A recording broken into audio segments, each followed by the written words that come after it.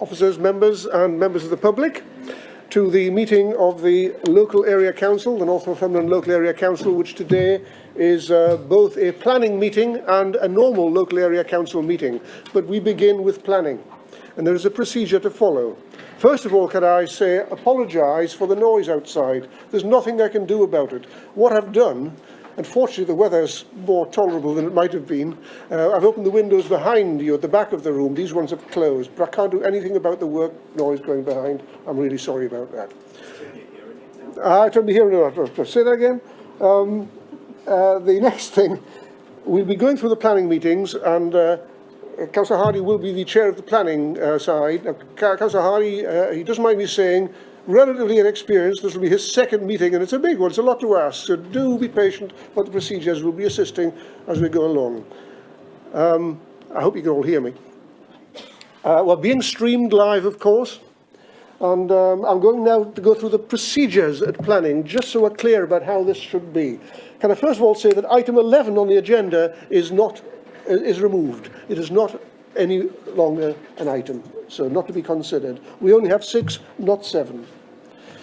We're in a COVID-safe environment. I hope you'll all remember to keep your microphones on mute and observe discipline of the meeting, please, because it's quite a complex agenda and we need one person speaking at a time only. And I know you'll all deal with respect with every member.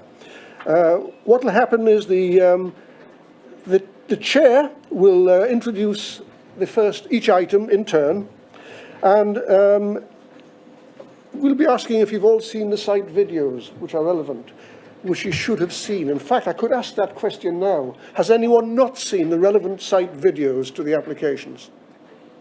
No? That's a no. Good. Or a yes, depending how you read it. We'll then have the planning officer present the report, and then there will be public speaking, which is 5 minutes between local member or parish councillor and 5 minutes for objector or applicant. Or should I say and. Then there will be questions to the planning officers by members, and that session will be controlled as questions only. And then a proposal will be sought and the matter debated. And that's how we'll proceed. So, have I missed anything? I think I've got through as much as I can at this time. So I'll now go to the next item, which apologies for absence. Have we any apologies for absence? I know Councillor Hill isn't here, or have I missed Councillor Hill? Do we have any Berwick members? No? Sorry, you've offered apologies for Councillor Hill. Thank you. Disclosures of members' interests. Are there any disclosures of members' interests? Councillor Hunter. Thank you, Chair. I've got a personal interest on items number 9 and number 10. A clerk for Beadnell Parish Council. The letters would come in my name. I have not taken any part in any of the debates. I have not made any comments on these applications, so it's only a personal, please. So it's a personal but not a prejudicial interest. That's correct, Chair. Thank you very much. Are there any other declarations of interest? No?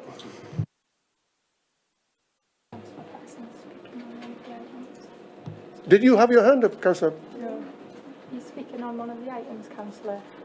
Oh, yes, yes, I am. I'm speaking on the Remington applications. So you'll be speaking and then leaving the room during the discussion? Yes. That's clear. Thank you. Thanks very much. Thank you. We'll now go to item 5, which I'll hand over now to the Chair of Planning. Councillor Hardy, the floor is yours. Thank you. Item 5 and item 6 are going to be put through together in one presentation. There will be separate votes following the presentation from the relevant officer. So the first item is application 20/03446 VARYCO, and that's a variation of conditions 2, and that's for farm buildings east of North Farm, Rennington. The second application is item 6, and that is for application 20/03447/VARYC. This is for variation of conditions 6, and again this refers to the farm buildings east of North Farm, Rennington Village, Rennington. Is there any questions?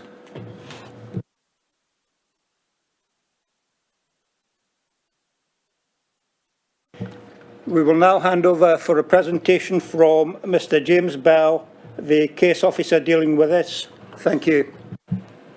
Okay, I'm going to present the application for you today. There's an update first of all.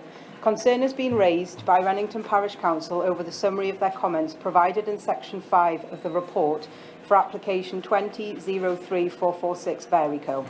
To clarify, the Parish Council's main concerns are as follows. The Parish Council strongly objects to the Verico orders for approval of building materials at North Farm, Rennington, and believe the materials they are planning to use should be refused. The developer has continued with construction despite earlier comments having been drawn to the attention of the planning officer. The slate used appears to be a blue Spanish slate of uniform colour, which is not consistent with the character of the buildings in the surrounding area, contrary to the planning condition. The stone being used is of a yellow colour and is being laid in a single layer course. This is not consistent with other buildings within the village. And the other update is with respect to paragraph 7.2. It's just to confirm that the proposal also includes an amendment to the materials condition, because this was missing from paragraph 7.2. And I'll take you through the slides, please. Permission is sought for a variation of the approved plans conditions attached to applications 19/03479 Verico and 19/03478 Verico. The amendments, which are set out in full in the report, include changes to fenestration, reduction in garage sizes to plots 1, 4, 6 and 7, addition of stone coins to all elevations. The proposal also seeks an amendment to the materials condition to allow approval of the materials under these planning applications. Now, if you look at the slide there, on the left, that's the site location plan. You see the arrow pointing to it. It's located at the northwestern edge of Rennington Village. And if you look to the right there, you've got the aerial photograph. This is just showing the layout of the development. It's for 8 new build units and for conversion of 2 of the listed buildings to provide 2 units. If you look to the right there, you've got the floor plans and elevations of the conversions.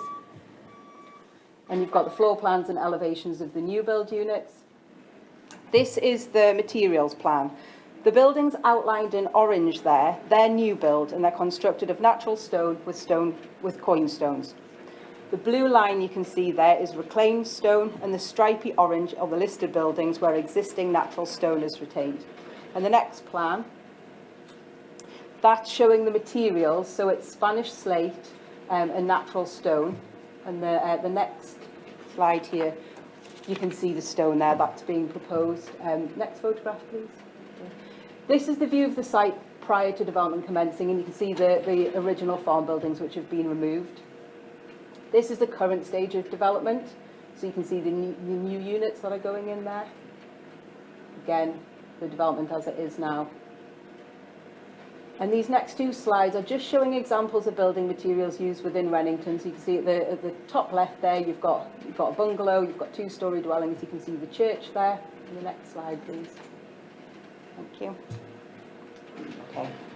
The Parish Council and local residents object to the proposed amendments. The recommendation is that applications number 20/03446 Verico and 20/03447 Verico both be granted permission subject to the conditions set out in the report. Thank you, Chair.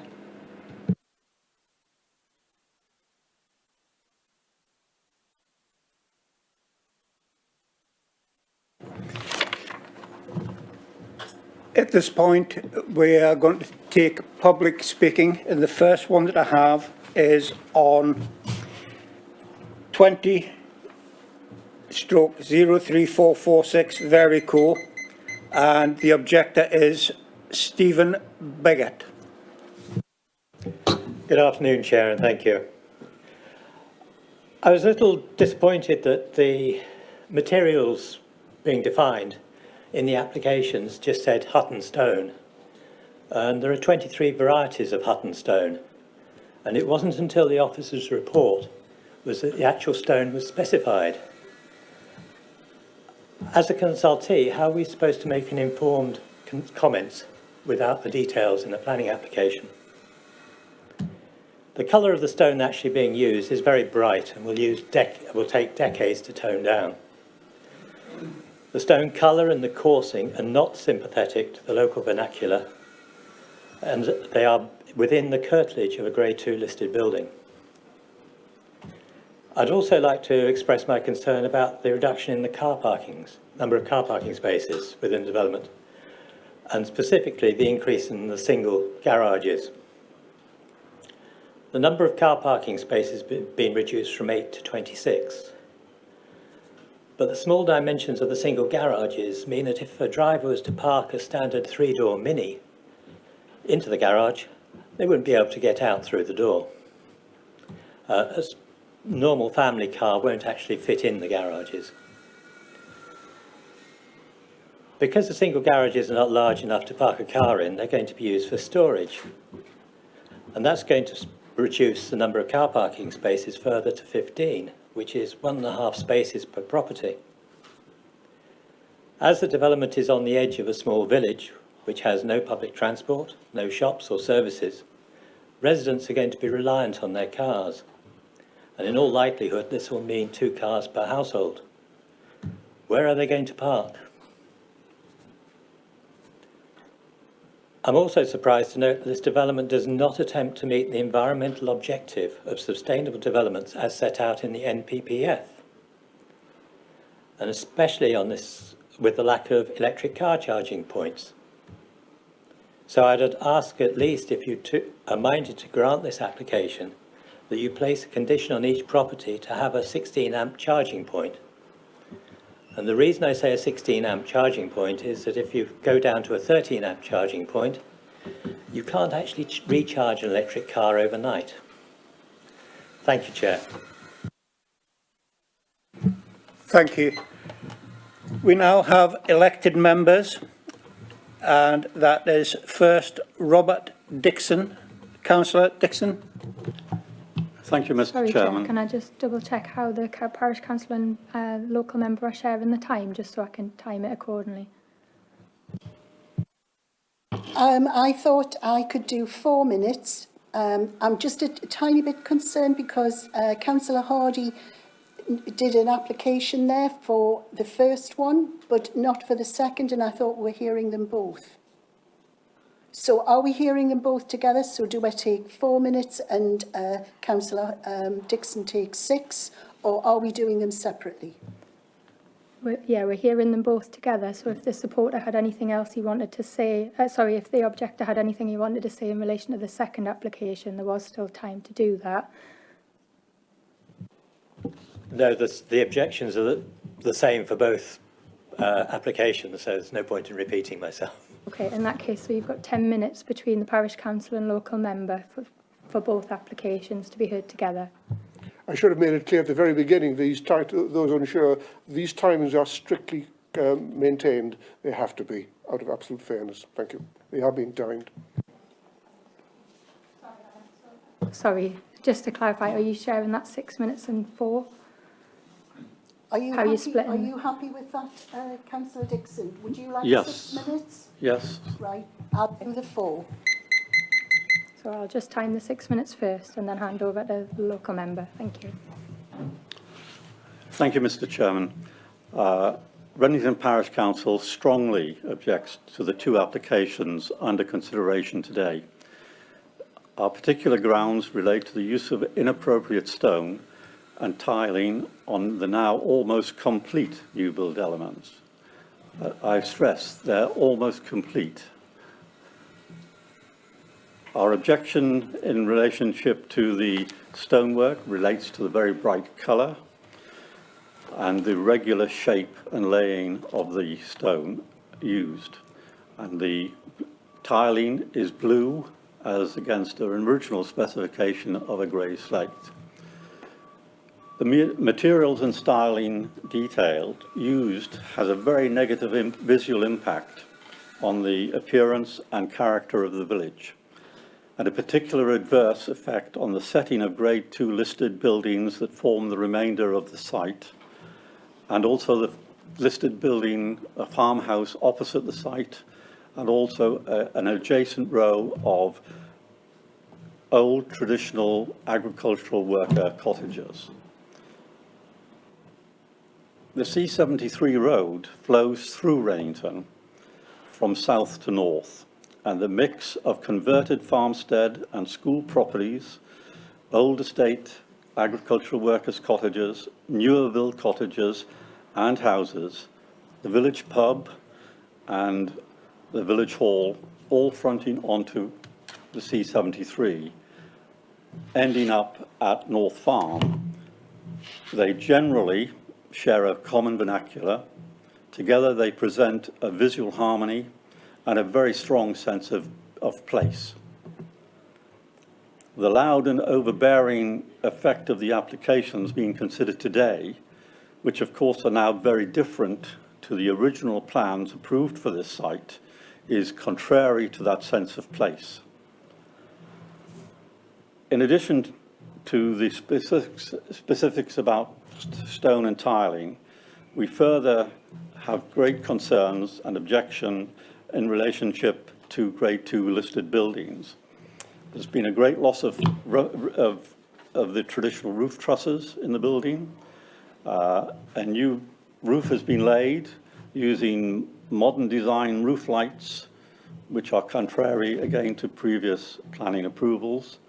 And again, there's the use of this yellow inappropriate stone to replace stone that was not salvaged in the refurbishment. We also have concerns about the water drainage scheme that has been put in place. It changed quite considerably from original plans. And again, we are concerned that that will cause problems in terms of flooding, as the surface water will be drained, is being drained already into a very shallow watercourse. And there is a history of flooding on the roadway and in the field right opposite this entrance to this site. Our concerns are still being considered by the relevant drainage and flooding departments within the council. We're also concerned about the method of working that these applications allow.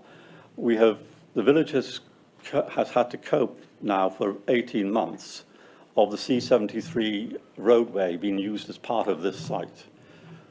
The way the developer has organized the site means that they can only access from their site yard to the actual build site by using the C73. This has caused enormous problems for residents, for motorists, for pedestrians, because of road blockages, not just by doing road works, but by having lorries and also the equipment used on the site transferring materials back and forward throughout the day. So in conclusion, I would like to say that we consider this site as very loud and very overbearing in its effect on the village. In a sense, we see it as a mini urban estate rather than a traditional farmstead conversion. We are a traditional North Northumbrian rural village, and to have the imposition of the style, the finished style and design of the new build properties is of great concern to us. So with respect, Reddington Parish Council asks that you fail these applications at this time and refuse permission. Thank you. Thank you. Councillor Patterson. Thank you. For those who don't know Runnington, it's a tiny rural and charming village. It's a mile away from where I live and I'm very fond of Runnington. This development, which is built on what was originally a working farm until just a few years ago, is an extremely complex application and, in my mind, is littered with retrospective applications. Looking at this application, the developer appears to have changed the plans as the build progressed without any concern and without any consultation with residents or the parish council. As soon as the wall of the first house was built, local residents became anxious and concerned the colour of the stone, which was a rather garish yellow, did not fit into the peaceful and tranquil village landscape. This became more apparent as the building continued. I therefore ask you to consider what is being requested and take into account the character of this village landscape, which is now completely changed as a result of this development. I then move on to the two listed cart sheds. A listed building or a listed structure is one that has been placed on a statutory list maintained by Historic England in England. Grade 2 listed buildings are a significant part of the country's culture and heritage, and the protection of this heritage is vital. During a building work at North Farm, a decision was taken by the developers to remove the roof of a Grade 2 listed cart shed. That is written in your papers as Unit 9. I quote, Guidance re listed building enforcement provisions, section 38 to 46 of the Planning Listed Building and Conservation Area Act 1990.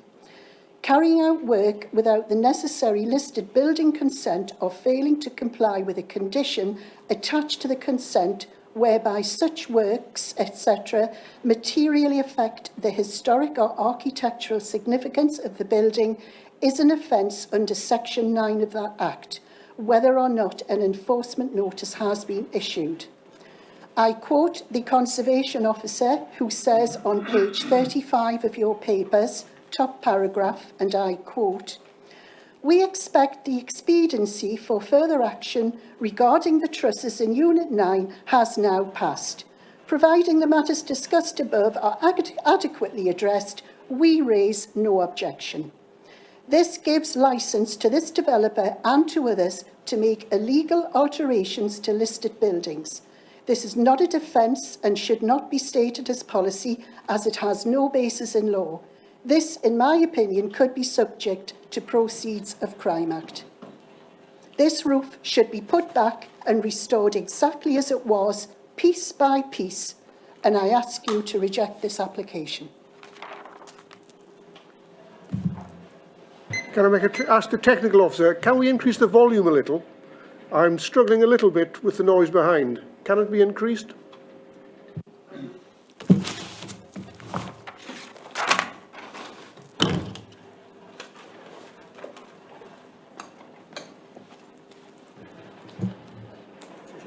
Open mic.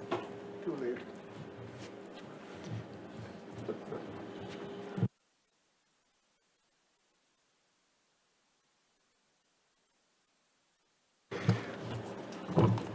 We now have members' questions to the planning officer.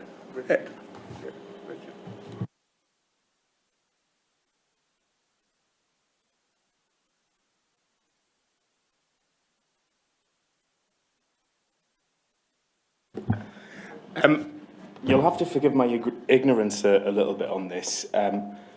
Is my understanding of this, I mean, I've read it, but the applicant got planning permission, conditions were attached to it by this authority, the applicant ignored those conditions, basically did what they liked or built with what they liked, and now wants permission to, well, approve using the materials that they've done it with.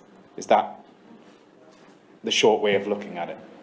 They got planning permission. An application was submitted in 2017. They got planning permission. There was then some Verico applications came in, and then this subsequent Verico application. As this application evolved, the case office, they decided that they would discharge the conditions materials as part of it. But yes, we're at the point now where we haven't issued a permission, and as you can see from the slides, you know, the development's well underway. So, just so I'm clear, if you'll permit me, Mr. Chairman, they've ignored the conditions that were set out when they were granted approval? It's not that they've ignored the conditions, because they have sought to discharge them under this application. But, you know, because we, the officers, are proposing to accept the materials, but we haven't yet formally accepted them. But they've done it anyway. As you can see, they have started to construct the units. Then we might as well just pack up and go home, because we're not required. If developer can just do what they like. When you're looking at these applications, you need to forget about the fact that they're on site and they're doing works, and you look at them as if that's not happening. You have to separate the procedure from the outcome. Thank you, Mr. Chairman. Thank you. Councillor Thorne. Yes, Chair. You know, as members of the Planning Committee, the problem that we're all wrestling with are the contributions from the objector, the parish council, the local member, who are saying to us, you know, quite straightforwardly that the materials, the yellow stone, the blue slate, don't fit in with the vernacular. And, you know, a lot of us have been to Rennington. It's a very pretty village. And, you know, what I would say is that in the past, developers have, you know, abided by conditions. And, you know, yes, the new builds in Rennington do fit in with the old buildings. But, you know, here we have an instant where we've got obviously a very bright yellow stone. We've got these blue slates. And what you're saying as planning officers is that these are acceptable. And, you know, the question I want to ask is, you know, how do you come to that decision? The fact that the stone is much brighter, the slate's not grey, it's blue. How have you come to this decision? I mean, it is acknowledged that the stone is light. It will weather over time.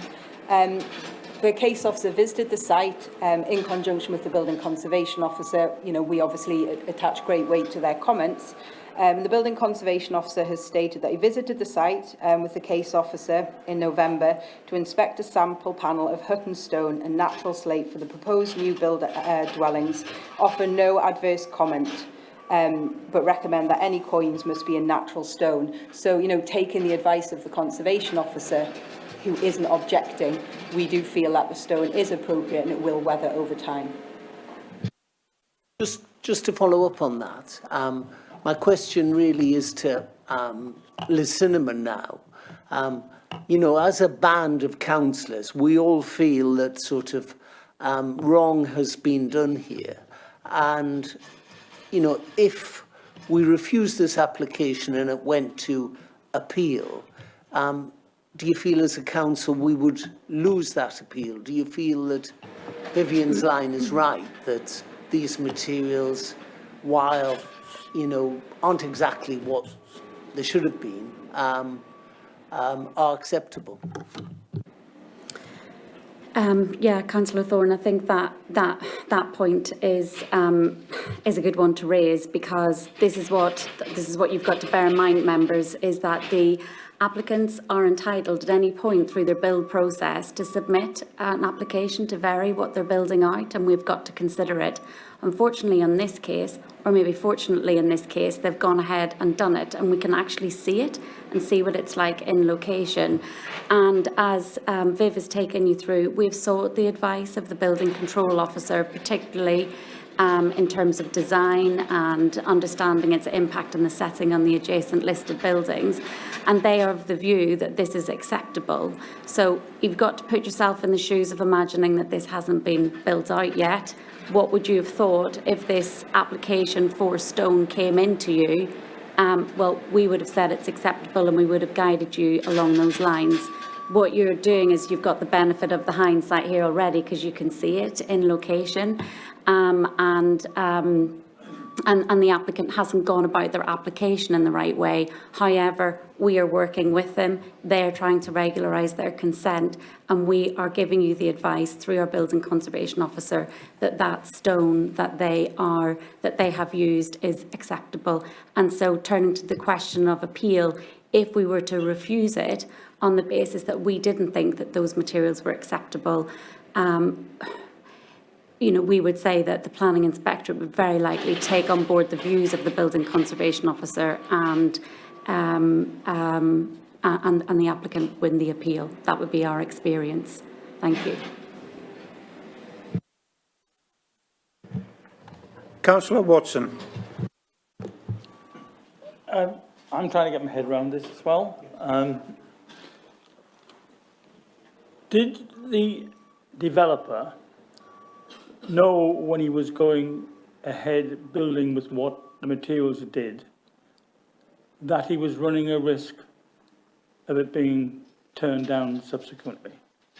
Did he take that risk and go ahead before full permission was given?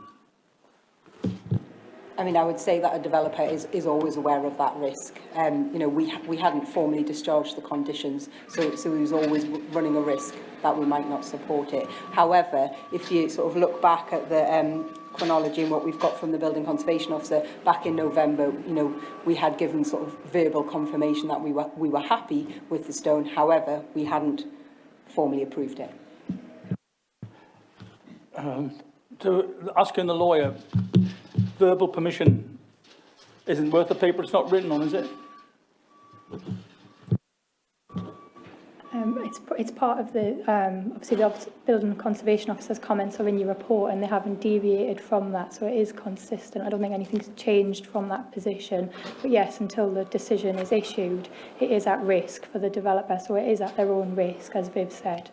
And they were all, just to add, they were always, I suppose, running the risk that this was going to come in front of committee and members were going to make the decision. Question from Councillor Mather. Thank you, Chair. I think we have to take seriously what the parish council and local councillor are saying. The stone colour and tiling's been discussed, and I just want to highlight the next point, that as a member of 8 parish councils, everyone I've been to has highlighted the problem of parking. And here we are discussing a planning application that is potentially going to cause a parking problem. And I think if we don't nip these problems in the bud now, when we're discussing planning applications, the local member will be back discussing this in years to come as something. Now, does our planning authority feel that 1.5 spaces per home is adequate in today's way of living of multi-cars per house? Because I think 2 cars per house is actually fairly light now. And what is the planning authority's feeling of the car charging points being brought in at this level of planning application?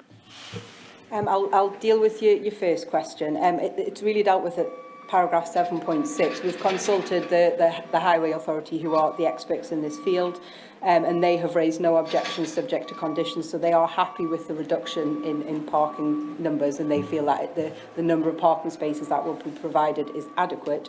With respect to the charging point, I suppose what we've got to bear in mind here is that there is an ex-stamp permission, but it's not to say that we can't add conditions. So if members felt that that was something that they wanted to add on, we could add that on as a condition. But it isn't on at the moment. It wasn't on previous applications. If I could come back, Chair, just at that point, you're saying that 1.5 spaces is seen as acceptable from the highways. Knowing the village, if that is found that it's not an acceptable amount, where are they going to park? If you've looked at the village and highways have looked at the village, where is the overflow going to park? Because I don't believe there is a public parking area they can flow into, so it's going to really affect local people. Chair, if I could just answer that. It's very easy to get caught up in parking, and I realise that in many locations parking is a key issue that people want to see lots of car parking provision for development that's residential and, you know, centres such as schools and what have you. But the way the NPBF is taking us now and government guidance and policies is we want to try and encourage different modal shifts. And I know that's hard to understand at the moment, but in households such as this, the highways will have assessed this. They would have said that it's reasonable to expect at least one vehicle in that location, but that there may be other opportunities for public transport or different modal opportunities such as bicycle as well. And that is why the threshold is quite low, and I understand that you're not happy with it and the policy might not necessarily reflect what actually happens in rural locations, but this is the way that national policy is going. And again, the highways wouldn't be a reason that we would, the lack of car parking wouldn't be a reason that we would encourage you to use to refuse the recommendation. Thank you, Chair. Question from Councillor Swinbank. Thank you, Chair. Can I go back to the roof coverings? So the Spanish slate, could you tell me as a percentage or indeed whether it is the only Spanish slate which is in the village? And also with regard to the Velux roof windows, I believe, have been put in. Are they the only Velux windows of that type in the village, or is everything else conservation grade? I can't answer your question with respect to which other properties have the Spanish slates on them, I'm afraid. I can answer part of your second question. They have put in Velux roof lights. There was a requirement for them to be conservation style, and that's a separate enforcement matter which we'll need to act upon. And again, I couldn't comment on which Veluxes were conservation and which weren't in the rest of the village. But I can say that, it is proposed to be Velux windows on the 2 listed properties. It's just that what they've put in isn't on conservation style.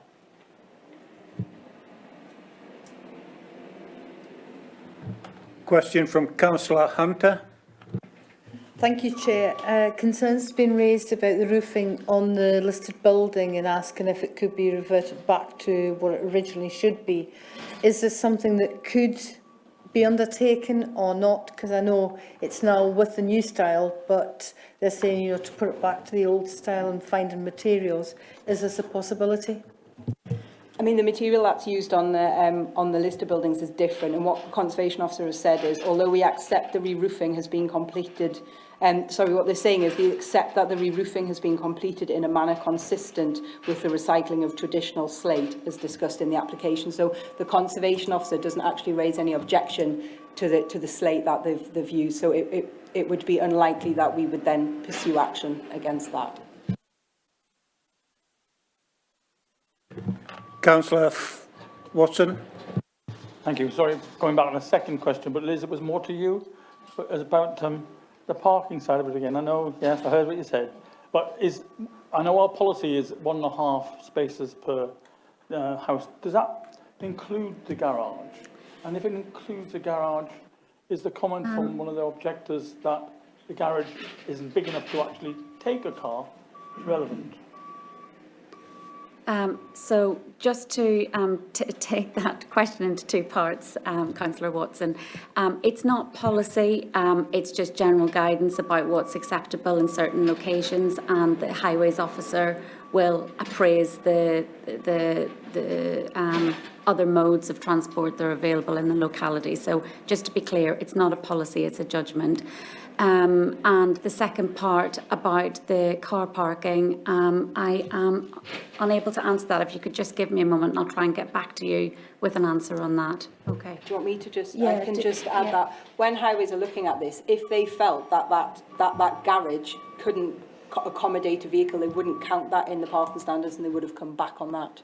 So I would imagine that the garage is included, otherwise they would have come back to us to say that they can't accept that. I have to ask the question. The gentleman was saying you couldn't get anything bigger than a mini into it. You couldn't get a standard size. Somebody wrong somewhere. Either the highways are wrong or the gentleman who spoke wrong. I wonder what the comment would be on that. Just to clarify what a meaning is, when highways are saying there's 1.5 spaces, they wouldn't be counting a garage that was too small.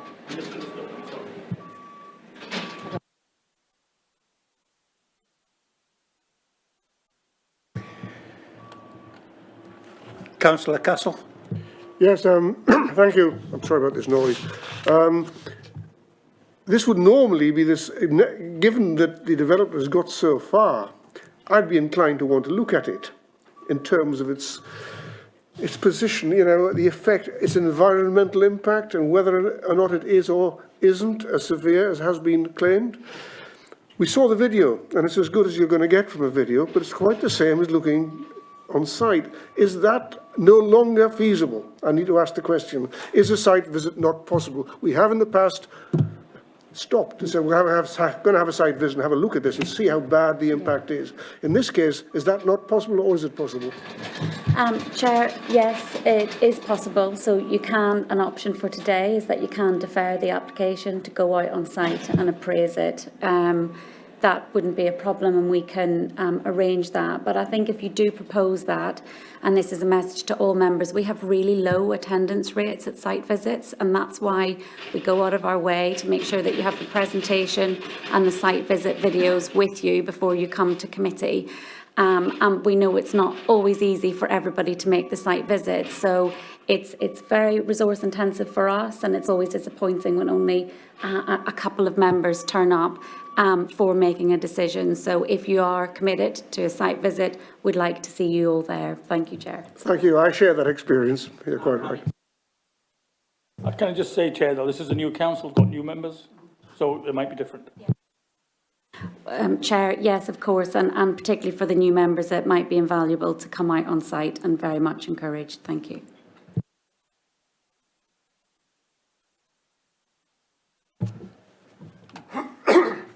We're taking this in two parts, are we not? Yes, that's part first. So, on the first, which is item 5, application 20/03446 Verico, do we have a proposal?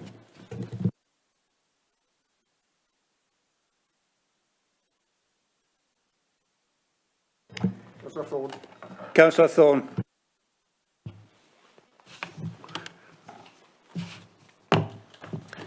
Well, as a member of the Planning Committee and listening to all the objections today, I would really have liked to have moved refusal on this application, because I hear what Councillor Castle is saying, you know, let's get out on site, let's have a look at it. I think we've heard from the locals and from the parish council, the objector, that you know, they're not happy with this application. They're not. But as a past chair of the planning committee and listening to what our planning officers and the conservation officer has said, they're saying it's acceptable. And, you know, I think we would have all liked to have seen this application done in local stone and local slate. But the fact that Liz Cinnamon's saying that, you know, if we took this application to appeal, she feels we wouldn't win, the developer would win. So I am moving approval, but I'm doing it very reluctantly. And I'm doing it not expecting to get much support. But you know, there is a message here for all developers. The parish council, the objectors that come here because they feel this application is not being executed properly. It's being done with the wrong materials that don't fit in to the vernacular. And, you know, I would expect to be shot at dawn, but I do feel in this particular instance, and being a past chair, you know, I must listen to what the planning officers are saying and what the conservation officers are saying. And they're saying, yes, the materials aren't what we agreed to in the beginning, but they are acceptable. And because of that, I'm very reluctant to move approval, but that's what I'm doing. Thank you. Thank you. We have a proposal. Do we have a seconder? Councillor Watson, thank you. Chair, just before we move into debate, I wanted to clarify, I've just had an email in from the Highways officer about the garages, and he has confirmed that the garages will be large enough to be able to accommodate a family car and any bicycle storage, etc. as well. So he's confirmed to me just now. Thank you. Thank you, Chair.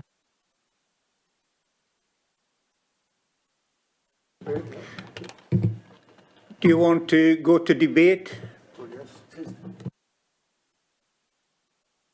Who wishes to speak?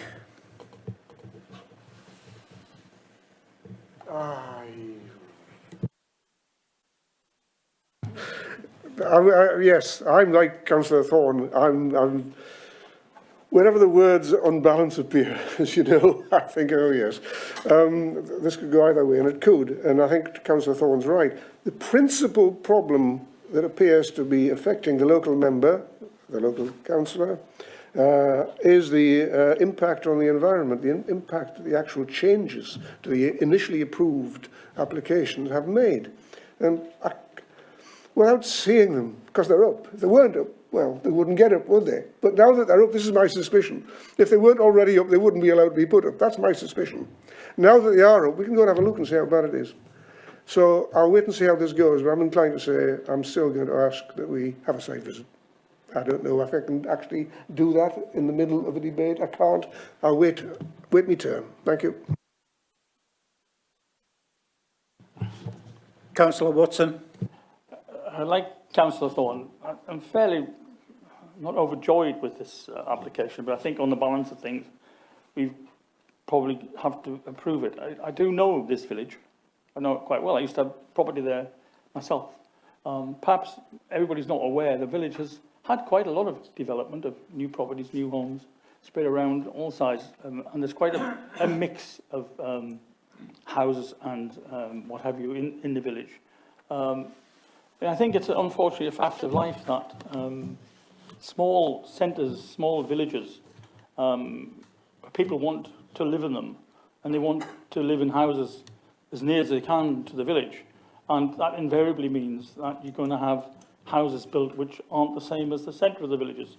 And although it's not always nice, I think in this particular case, it's probably going to be acceptable. And that's why, as I say, I almost reluctantly, but I think it's the right thing to do to vote through this application. Thank you, Chair.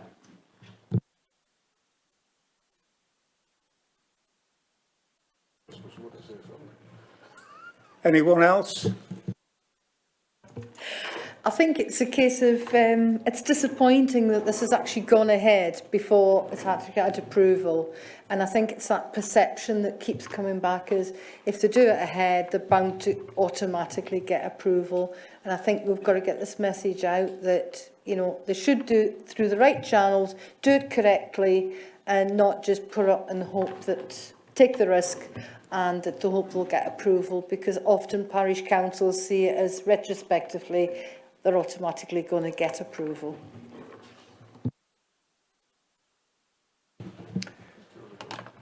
Councillor Swinbank. Yes, thank you, Chair.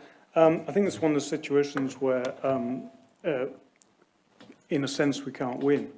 But personally, I'm going to vote against it, simply because we're making a rod for our own back here. Allowing this to go ahead at this stage, when the developers clearly push the boundaries of what's reasonable, is just wrong. And as a planning authority, we need to take a line on that, I believe, and reject this application. Conceivably, the roofs could be stripped, the slats could be reused, and it could be put back to what it should be. The building stone itself is a different matter because you'd have to take the buildings down. But I think we need to hold the line here, and I'll be voting against it. Councillor Bridget. Yes, thank you, Mr. Chairman. I think I've kind of made my position already clear, and it's very similar to Councillor Swinbank's as well.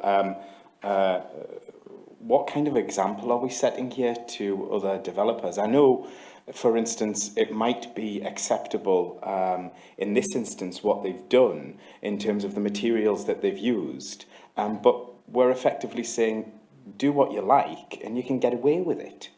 That's the way it looks. To the ordinary Joe Bloggs on the street, that's the way it comes across. And I respect Vivian and Liz's opinions on the matter, but I think we are creating a rod for our own backs here by allowing this to go ahead. And I do share with what Gordon has said in terms of impact on the environment. It's one of the things that is of concern to me. I know Rennington. I don't know it exceptionally well, but I do know Rennington.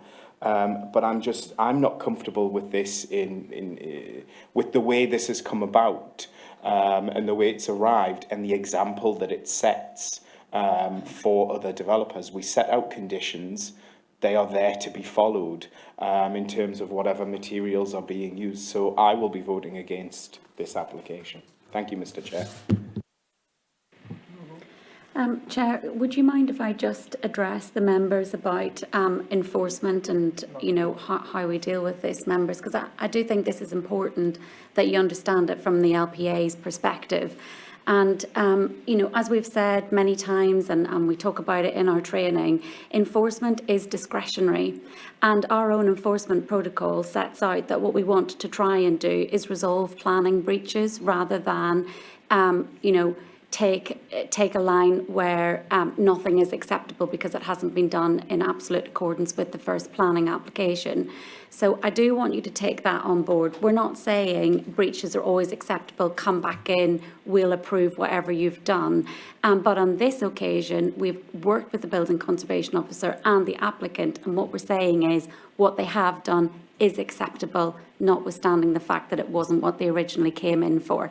If it had have been, for instance, brick, that would probably have been completely unacceptable, and that would have been our recommendation to you today, would have been to refuse. But that's not what it is, and I don't want you to lose sight of what your role is here with enforcement. You've got to think, is it expedient to pursue an enforcement action on something that we're actually saying is acceptable in the end? We should only be taking those steps when it is completely unacceptable. Okay? Thank you, Chair. Councillor Mather. Thank you, Chair. I'm still very concerned about the parking issue. I don't think we've had a fair answer. Yeah, I know it's a national push towards other means of transport, but knowing Rennington, I can't imagine there is many buses per day. It's a long way to cycle to get your shopping as there's no provisions. We are looking at reduced train services in Northumberland at the moment. So I don't think that is an acceptable argument against the parking. Can I just ask at this point, if we go for the motion to approve, how do we get clarification of the size of the garage when highways are clearly saying that it is acceptable for a family car, and we are being told by local people that it is not a size where a family car could get in, which is going to, you know, reduce the number of spaces again? At what point do we get clarity to that? If we okay this planning today and it's not a big enough garage, is it forgotten about at that point? Chair, is it okay if I respond? Yes. So, well, we have to assume that the highways officer has fulfilled their role accurately and properly here and assessed it. They have emailed me. They're telling me that the measurements of that garage are 3 metres by 6 and that it is appropriate for, because I have gone back to check about a family car, and they have confirmed with me that it is acceptable for accommodating a family car and cycle storage.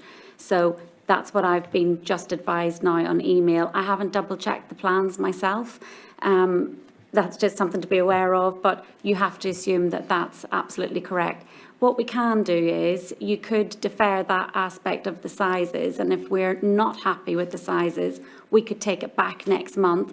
But if the sizes are, as I've told you today, which is 3 by 6 and can accommodate a family car, then depending on the outcome of the decision. So it could be that you delegate some aspect of a decision, but that would be for the proposer and the seconder to come back on that point if they are so minded.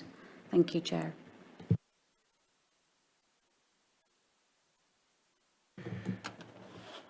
As there's no further debate, we now go to vote, and we are voting for acceptance of this planned application. Those in favour... Chair, can I just come in there, Chair? Can I just clarify, does the proposer or seconder want to take on board Liz's comments at all? Can I just clarify that?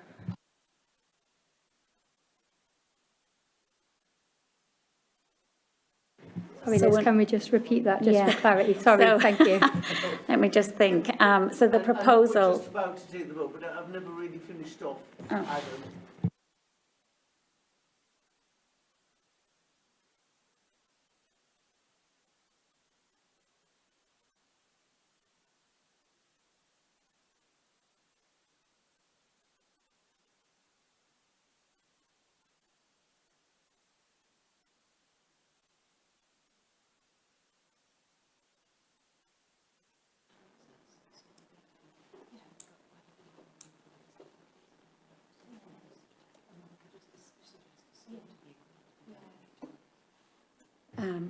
Yes, so Chair, what we're suggesting is with respect to the vehicle charging, we could propose a condition that there be vehicle charging points at the development with a scheme to be agreed by the local highway authority. So if that was acceptable to you, Councillor Thorne, and I'm just checking, and it was Councillor Watson was the seconder. I think that would be good.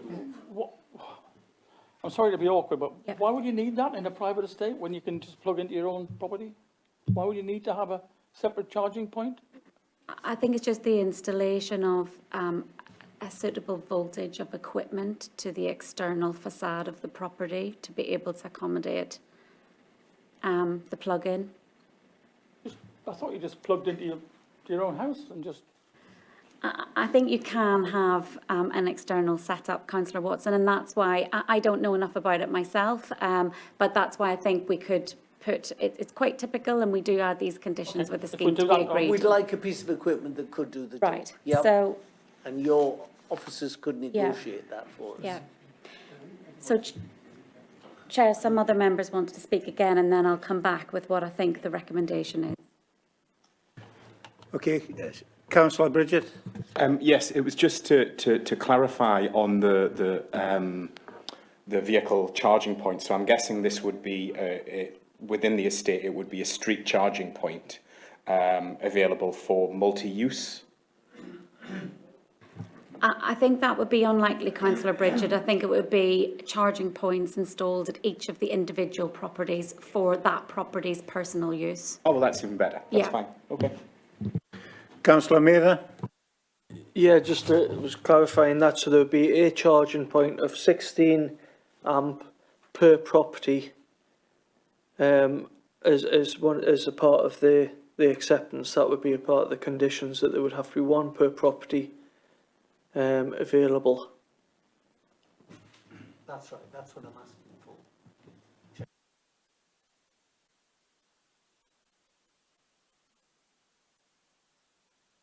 Sorry, can we just go to Liz just to, so we get the wording of that proposal correct? Councillor Sorry. Thorne, can I just check with you? Do you want this application returned if we double check the size of the garages? Oh, actually, I think there might just be another email. Yeah. So I've just had another email in, but you can decide, Councillor Thorne, if you want us to double check it. But Highways are saying it's 300mm walls, so it's 3 metre wide and 6 metres deep. That's the size of the garage, for definite, confirmed. Do you want us to double check that again and put that as part of the recommendation or not? Yes, I would right. like you, as part of, if this is approved, as part of the discussion with the applicant to confirm those details.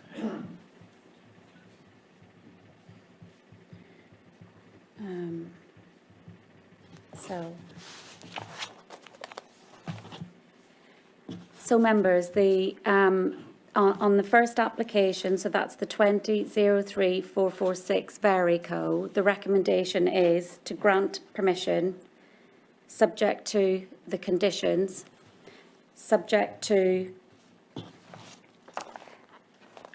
delegated authority to the Director of Planning in accordance with the Chair of Planning, North Northumberland LAC Planning, to agree the dimensions of the garage to be no less than 3 metres by 6, and an extra condition to allow for a vehicle charging point per property at a suitable wattage to be agreed with the local highway authority.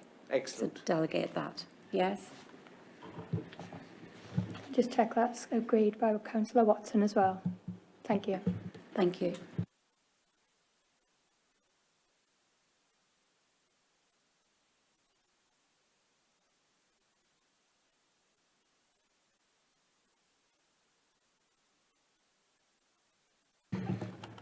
Thank you. We now go to a vote. So it's those in favour of approval, please raise your hand.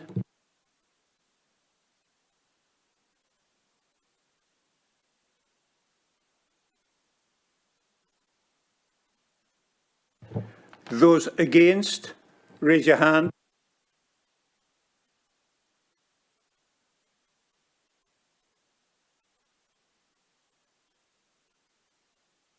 Any abstentions?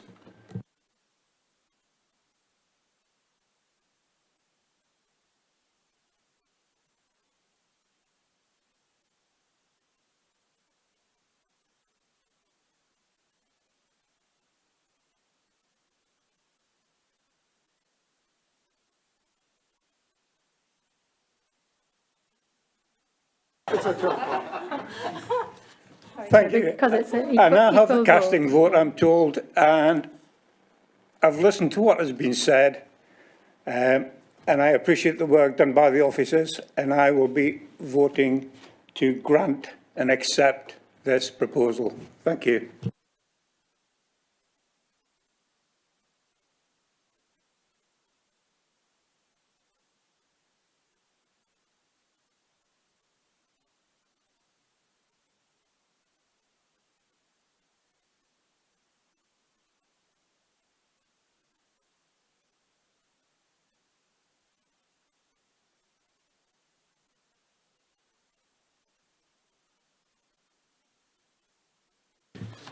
Thank you, ladies and gentlemen, councillors.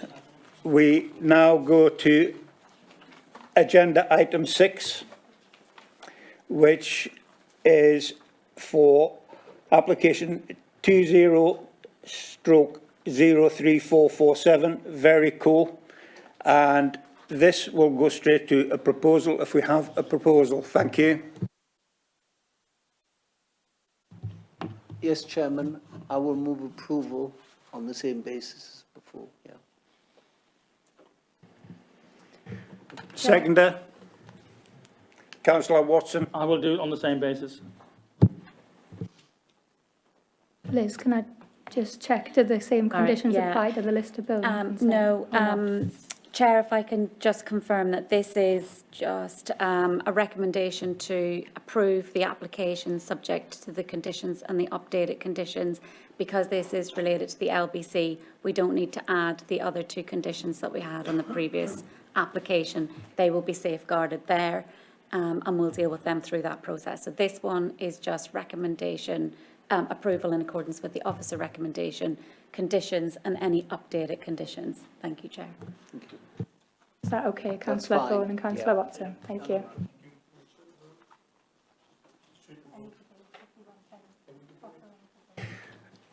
Does anyone want to debate this further?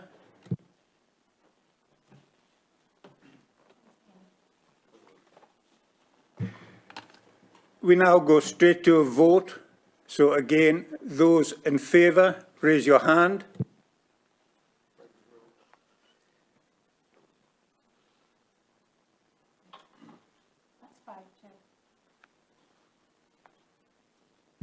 Those against?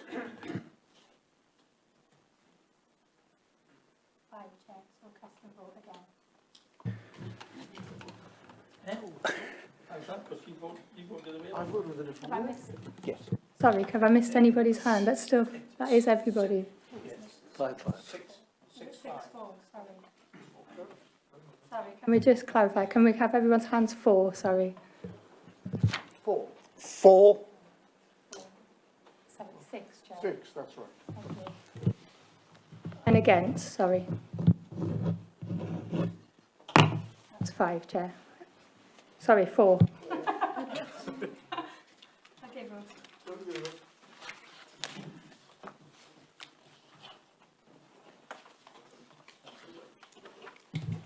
So they're both passed.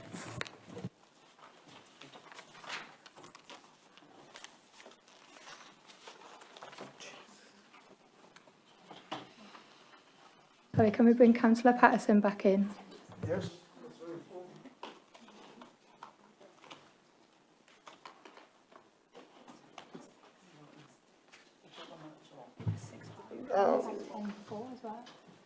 You happy to press on? Did someone say Councillor Hill was actually here and waiting to come in? She's coming in. She thought it was 3. She's on her way. She's not actually here. Thank you.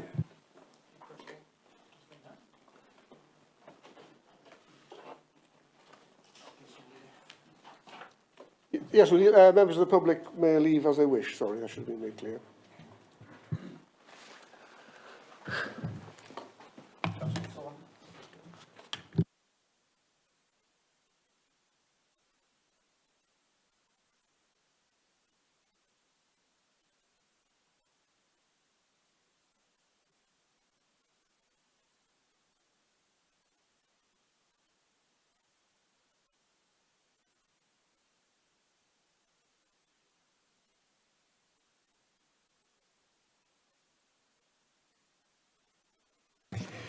We now go to agenda item 7, which is application 20/04349 FUL, change of use of the former farm buildings into 6 accessible dwellings, demolition of 2 redundant barns along with construction of ancillary buildings to provide garage and entrance porch.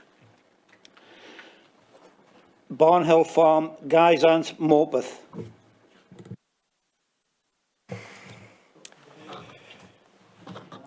Thank you, Chair. Good afternoon. Chair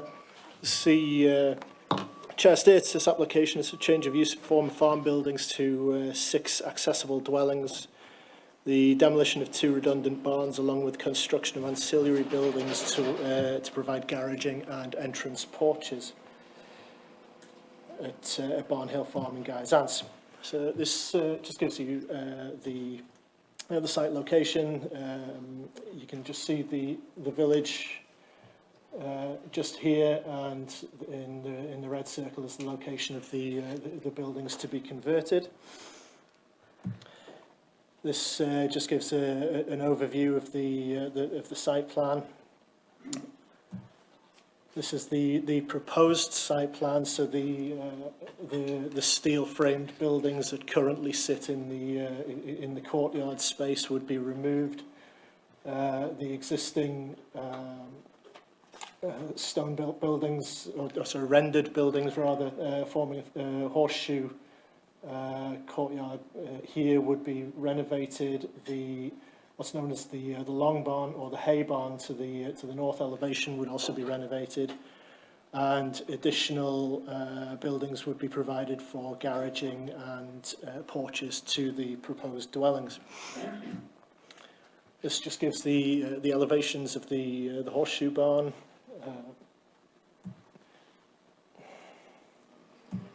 And then for the hay barn as well. And some side photos.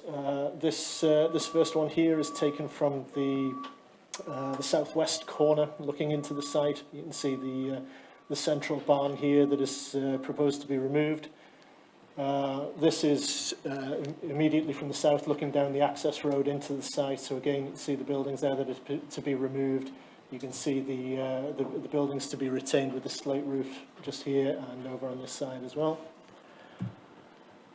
This is from the southeast corner, again looking down the back of the buildings to be retained with the hay barn in the background. And then this is the north elevation of the horseshoe barn, and you can just see the stanchions for the hay barn here. And then these are just some crops from the videos that you will have already seen of the hay barn, taken from the northwest corner of the site. So members will be aware of the concerns raised by residents, by the parish council. In summary, 10 objections have been received from residents of Guysands. The parish council has objected, and the application was also called in by Councillor Watson following concerns raised with him by residents.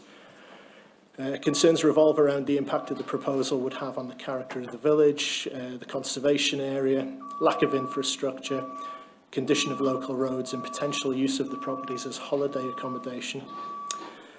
Guysands currently consists of little more than a dozen properties. The addition of 6 more, whether permanent residential, short-term or holiday lets, could have a significant impact upon that. Concerns also raised by highways in respect of the isolated nature of the site. It's approximately 5 miles by road to the nearest shops at Shillbottle, Felton or Warkworth, and further to the nearest supermarket. The condition of the roads in the area is poor, and residents of the proposed dwellings would be dependent on their cars for travel to anything more than the immediate area. These concerns are addressed in the officer report and are balanced against policy support for the conversion of redundant farm buildings in the open countryside through policy S14 of the Anarchor strategy and the NPPF.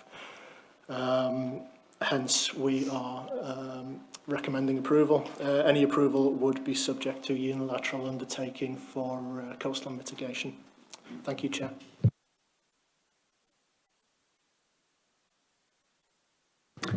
Thank you.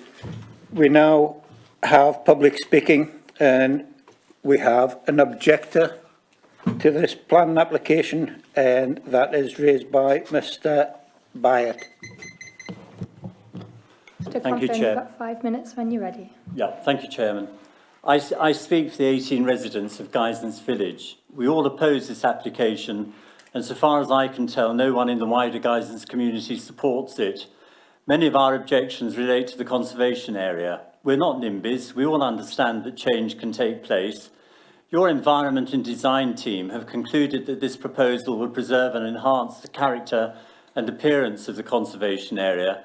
But if I may say so, their conclusion is flawed because their basic premise is wrong, and I've written to Councillor Watson with the details. The conservation area character appraisal is the key source document.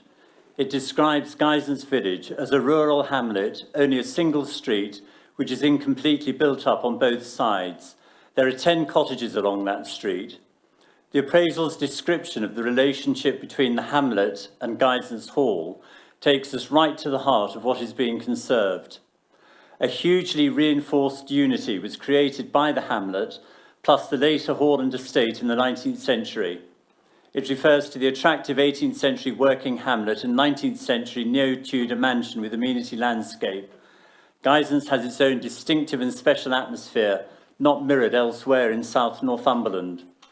Far from preserving or enhancing that unity, we believe that sandwiching 6 new dwellings in between the hamlet and the hall would destroy it. It is a question of scale.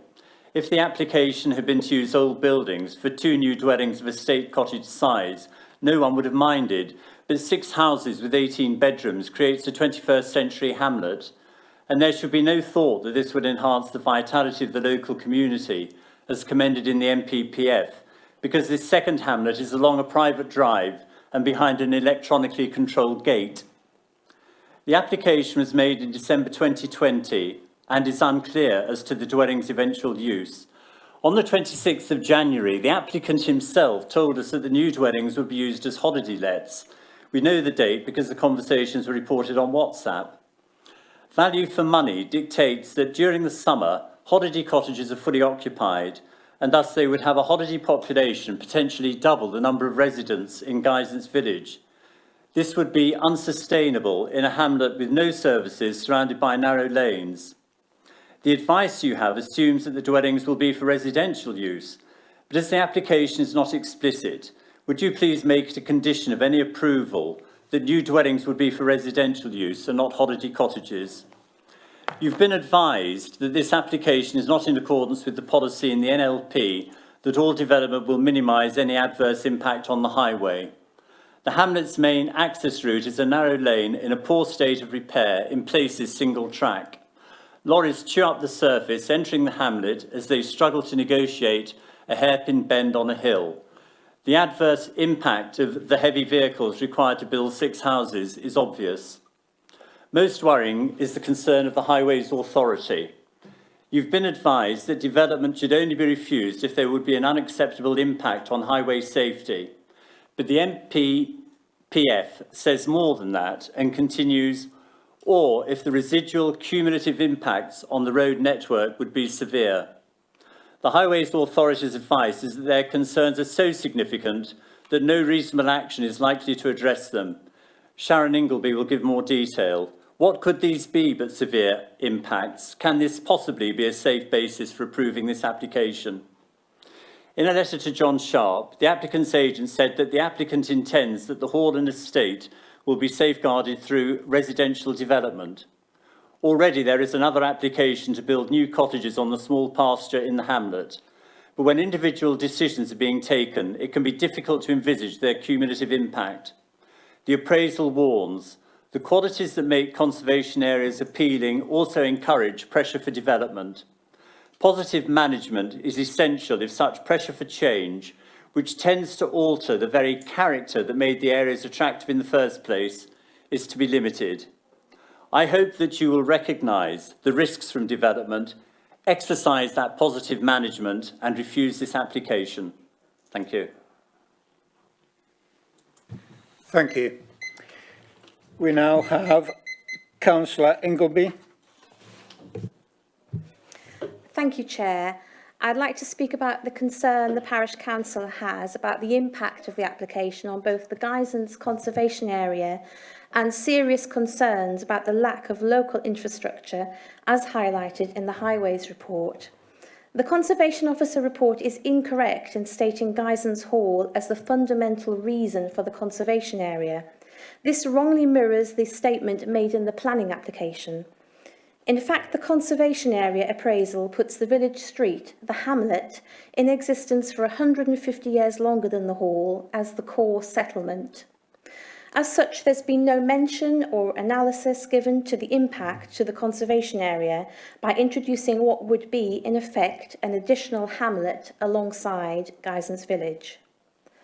The existing hamlet comprises 10 houses with 18 permanent occupants. At full capacity, these new 6 houses with 18 bedrooms could easily house 36 people. This is a real prospect if used as holiday accommodation, as was expressed by the applicant when speaking to several of the residents on the 26th of January this year.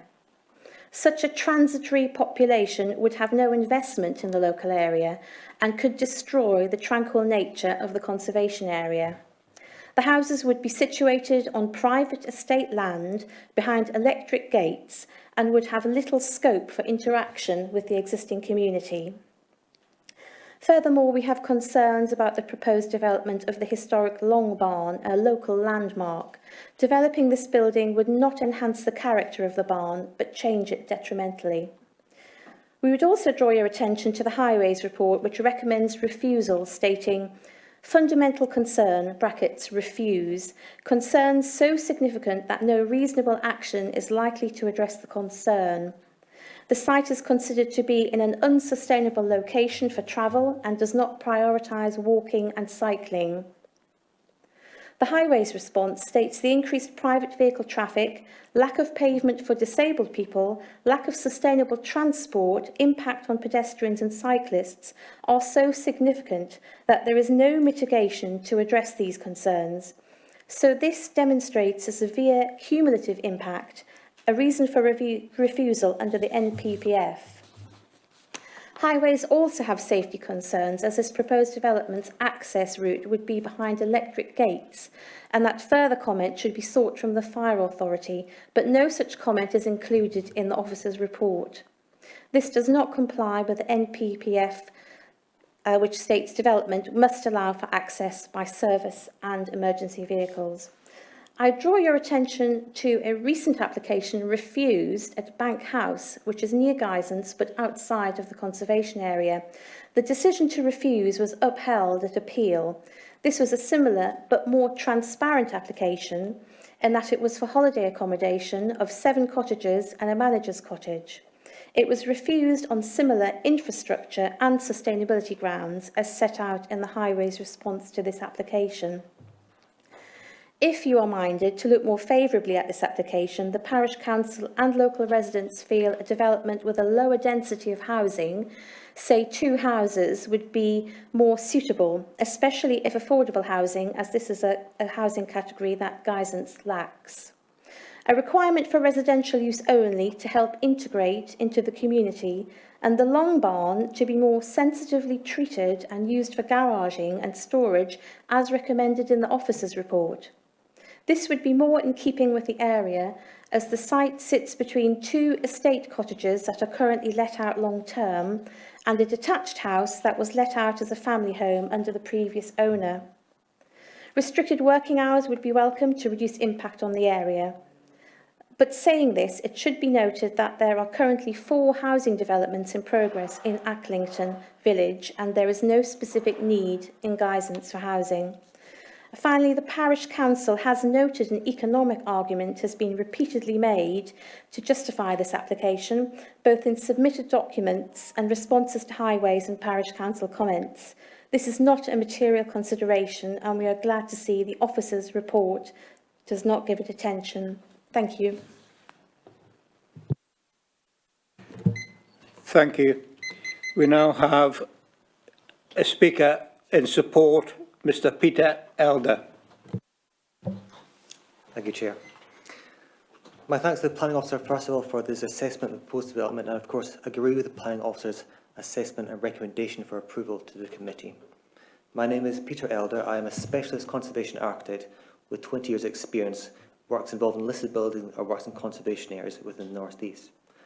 I worked with the applicant on a number of projects over the years, most recently in the refurbishment of Guisance Hall and other buildings within the estate, since he purchased the property back in 2018. I feel I should emphasise the importance of this development to the estate as a whole. As the committee will no doubt appreciate, an estate is a challenging property to run. When built in 1885, it would have been largely supported by the agricultural holdings, but this is no longer economically possible. A new way of creating a sustainable estate needs to be found, sustainable both economically and financially and ecologically, in order to ensure the long-term survival of the estate and the surrounding area. My client's long-term aim is to create such an estate, including a green hydropower station which is currently under construction. In terms of the actual building, the existing building is a traditional U-shaped barn and hay barn, constructed in the 1950s. An interesting collection of buildings, but not historically important. It is proposed to convert these buildings into dwellings, repairing and bringing these back into use. I would refer to the Conservation Officer's comments, where it states, the conversion of the horseshoe barn is acceptable to bring the agricultural structure back into use. The works proposed are generally sensitive. The demolition, conversion and new build would not impact on the character and appearance of the wider conservation area, or the setting of any of the state buildings which surround the application site. The setting of the workers' cottages, which predate Barnhill Complex, would be enhanced by the scheme. The vacant building, now in a poor condition, would be brought back into active use. The garages would introduce more built form, however a small in scale, and the demolition of the modern farming structures would reduce the overall built footprint. The proposal would preserve and enhance the character and appearance of the conservation, and would not harm the significance or designation of non-designated heritage assets. It should also be highlighted that the proposed housing has been specifically designed for older people and people with mobility issues, with parking areas suitable for wheelchair users and accessible internal layouts. I'd refer to the strategic housing market analysis, which highlighted that building homes designed for older people was identified as the highest overall priority. The local plan also refers to these same issues, where it states, given its projected significant increase in the country's elderly population, both from ageing and inward migration, it is anticipated there will be significant growth in the number of older people in need of care and specialist support. There is a significant lack of suitable housing in the area, and the proposed development will go some way to fulfilling these needs. A number of objections have been raised by local residents to the proposed development. Many of these objections relate to the condition of the existing access road, the adopted road that is. Comments are also raised regarding the lack of facilities and public transport in Guysands and the need to use private cars. These issues were discussed in the transport statement and with an agent's rebuttal to objections. All technical issues were addressed by the applicant to the satisfaction of the Highways Officer, although concerns remain regarding sustainability. However, I would refer to the Planning Officer report in this matter, where it states, it is clear, therefore, that the proposal would have an impact upon the surrounding highway network. However, as noted above, paragraph 109 of the NPPF states the development should only be prevented or refused on highway grounds if there would be an unacceptable impact on highway safety. It is the Officer's opinion that that test had not been met with impacts arising from the proposal. In short, under adopted policy and in the opinion of the Director of Planning, the impact on the existing highway is not sufficient to warrant a refusal of the application. Also, the increase of online services, both at work and servicing, naturally reduce the number of vehicle trips for domestic properties. The site is also well served by public footpaths, encouraging exercise away from busy routes. Objections have also been raised regarding the increase in population created by the proposed development. Based on the objections, the current population is around 18. However, this should be seen in historic context. Based on the census data 1811, the population of the area was 186 persons. To claim that such an area cannot support a larger population seems unsupportable historically. I would therefore request that the committee reflect the Planning Officer's recommendation and provide approval. Thank you, Chair.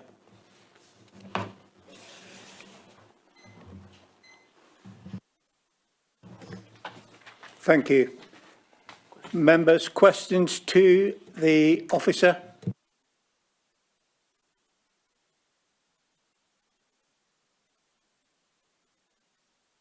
Councillor Castle. Thanks, Chairman. Can I ask about this highways aspect to the officer, please? Because it's obviously a big concern. And looking at page 55, the Local Highways Authority's response, and it quotes from NPPF paragraph 103 in terms of limiting the need to travel and offering a genuine choice of transport modes. It doesn't accord with that. I mean, in what sense is it acceptable in highways terms? I would need to know that, because clearly, if I think I read it correctly, the Highways Department doesn't think it accords with highways policy.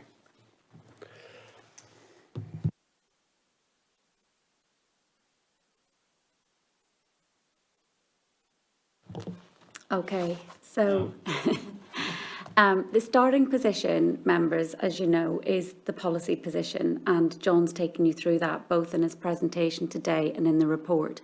And what our local plan policies say, and it's supported by national planning policy, is that the reuse of redundant buildings in unsustainable locations is acceptable in policy terms. The key here is it's the reuse, okay? So that's what we're looking at in this application. And what we're saying is policy supports that. However, there are other material considerations that we can take into account, and highways is one of them. So what highways have done, and you're going to see this much more now, is that they've looked into this in more detail. We're getting lengthier discussions from them about the highway impacts in the round. So what they're saying is, and looking at the NPPF, when they're assessing the development, they want there to be opportunities to promote sustainable transport, safe and suitable access for all users, etc. And they're saying that this site isn't sustainable and it doesn't meet that, okay? But what we're saying is, notwithstanding that, and if we think about the balance, it's not pulling it higher. That one reason doesn't overcome the primacy of the development plan. And that development plan is telling you that we, as Northumberland County Council's LPA, find conversions of these types of applications acceptable. If it were a new build, and this is where you've got to think carefully about the contrast and the comments coming in from the highway, highways will want to say the same thing, but we don't have a policy for new builds in the open countryside, and it would be further strengthened by the highways comments, so that would push it up. But this is not a new build, this is the conversion, and planning policy is allowing for that. I think the other important aspect of this is we have always talked, and when we've talked about highways, we've been quite narrow with how we've looked at it, and we've looked at whether there would be an unacceptable impact on highway safety. And that has always generally been the main thrust and reason for any refusals coming in from the Highway Authority. What they are actually saying in that regard is that there isn't an unacceptable impact on highway safety. So what they're saying is it's not sustainable, it's not open for different modes of transport and that aspect of the NPPF. But what they are also saying is that it's not going to have an unacceptable impact on the highway itself. And that's quite key on this. So when we're looking at the weight, we've talked about this, is that the primary weight goes to what the plan policy says, which supports this. Highways are saying that in terms of the impact on the highway safety, it's acceptable, but that they don't feel it's in a sustainable location. And that appraisal is correct and right. And we as planning officers are comfortable with that as well, because we know that the plan policy trumps the second aspect of what they're saying there in terms of sustainability. And we're going to see this much more now from our Highways Authority. They're looking into it, and we talked about it in the earlier application, looking at, you know, that national policy is really driving at sustainable transport modes and trying to bring that into all our applications. And it's why, you know, we don't want to see applications in unsustainable locations, because we want to encourage people to use other sustainable forms of transport. But in this one, because it's a conversion rather than a new build, that's why we're saying it's acceptable. I realise that's quite long-winded and a lot to take on, but I hope that's sort of taken apart the arguments there so you can understand a bit better, Councillor Castle. Thank you. Yes, I sort of got your point. What you're really saying is that the issue of unacceptable impact is not met, but what is met, which is of less significance and not sufficient to overturn the application, is the actual the absence of travel and offering a genuine choice of transport modes. That just isn't met, but you're saying that is not sufficient to overturn the application in highways terms. That's correct. I only ask because highways authorities are statutory consultees, and usually when they say don't do it, I usually sit back and think, well, we better have a good reason for going ahead. But you've explained the reason. Yeah, and just to add to that, Chair, I think had it been the case that the highway safety impact was severe or unacceptable, that most definitely be one that we would side with and say that does trump what the development plan's saying. But that is not what they're saying. They think there's going to be relatively few trips in addition to what's already there in the road, and they think that that is acceptable impact. Thank you. Thank you. Councillor Bridget. Thank you, Mr. Chair. Isn't Chris Mead great? He's what Highways Development Management has needed for a long time, and I highlighted that exact same section that you referred to as well, Gordon, and I hope that we're going to see a bit more of it. But my question is, because I'm going to be upfront, I'm undecided on this one at the moment, but one of the questions that was asked, and obviously I'm going to listen to what other members say as well, is can this be conditioned in perpetuity, that they can't be holiday lets and they have to be permanent residential units? I don't know. That's my question to you. Is that possible?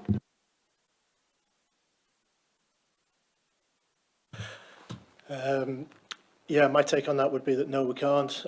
There's no policy in place to allow for that, unlike, for example, in the coastal parishes where they've got the neighbourhood plan that specifically state that such a policy. In Gaisans, there is no such policy, so they would be market housing. They would be available for permanent residential, for short-term let, for holiday letters, as may be the case. Councillor Thorne. Yes, Chair.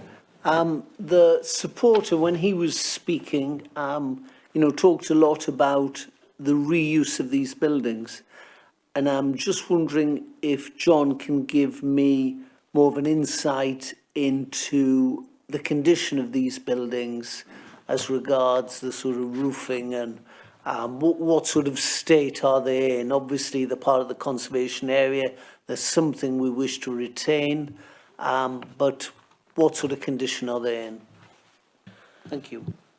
I think the pictures on the screen before you give a fair idea of the condition of the long barn, being propped up with telegraph poles as it is. The horseshoe barn, it's reasonably solid.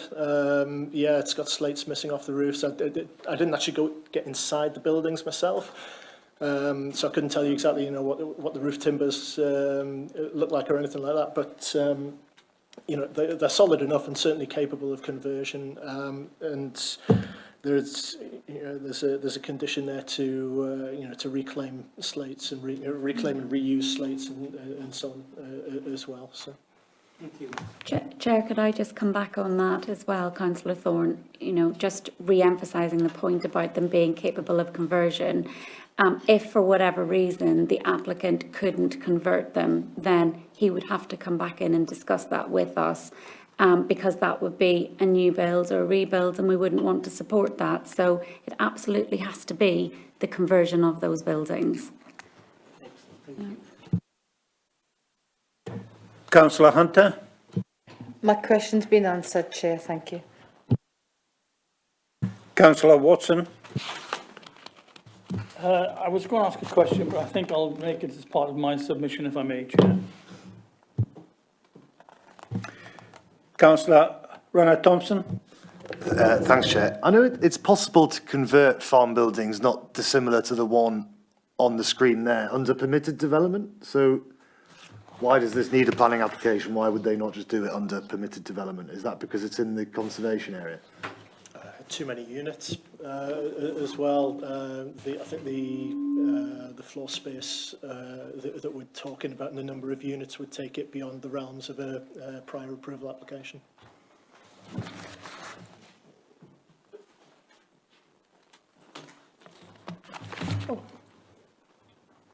Councillor Seymour. Yes, thank you, Chair.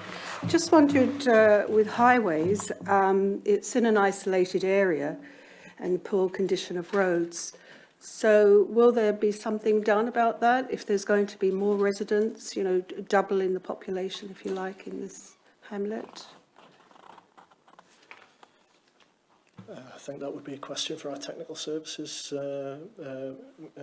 boys, to be honest. So I was certainly out with planning, not something we would take into consideration. Chair, if I could just add a little bit more, Councillor Seymour. I mean, there may well be issues with the condition of the roads, but that would be a separate highways management issue and not part of this planning application as we look at the conversion of the buildings. There may well be that the internal roads to get to the development also need to improve, but that would be something that I would imagine that the applicant would want to do themselves. Thank you. Councillor Swinbank. Thank you, Chair. From the objectors who spoke, there seems to be a sort of a conflict here with regard to the negative impact on the conservation area. There seems to be it seems to be a matter of interpretation as to what the conservation area is, and I just wonder whether you could discuss that a bit more for us. Yeah, the The Conservation Officer, obviously, as you're aware, has come back and raised no objections to the principle of the conversion of the buildings. Their view was that the removal of the steel section of from the courtyard area would actually better reveal the significance of those buildings, and the the new build elements would actually have a smaller footprint than than the parts that are being removed, and didn't feel that they would have any impact on the conservation area. I understand there's been a bit of debate as to whether the conservation area is focused on the hall or whether it's focused on the village itself, but when you're on the site, when you're actually standing, you can't see either of those anyway. So it's very much, I think, about the impact that it's going to have on that particular element of the conservation area, which is clearly a former farmsteading as part of the wider grounds of the estate. Councillor Hill. Can I just check, am I allowed to ask a question but not vote? I don't think am I so, not allowed because to Councillor Hill, you arrived late. Yeah, I'm just clarifying, am I allowed to say anything or not, just not vote? I'll ask the legal officer. And it's probably best you don't take part in this because you haven't heard the whole presentation. Right, but I wasn't going to vote, but I'm allowed to ask a question. No. No. Thank you. And welcome.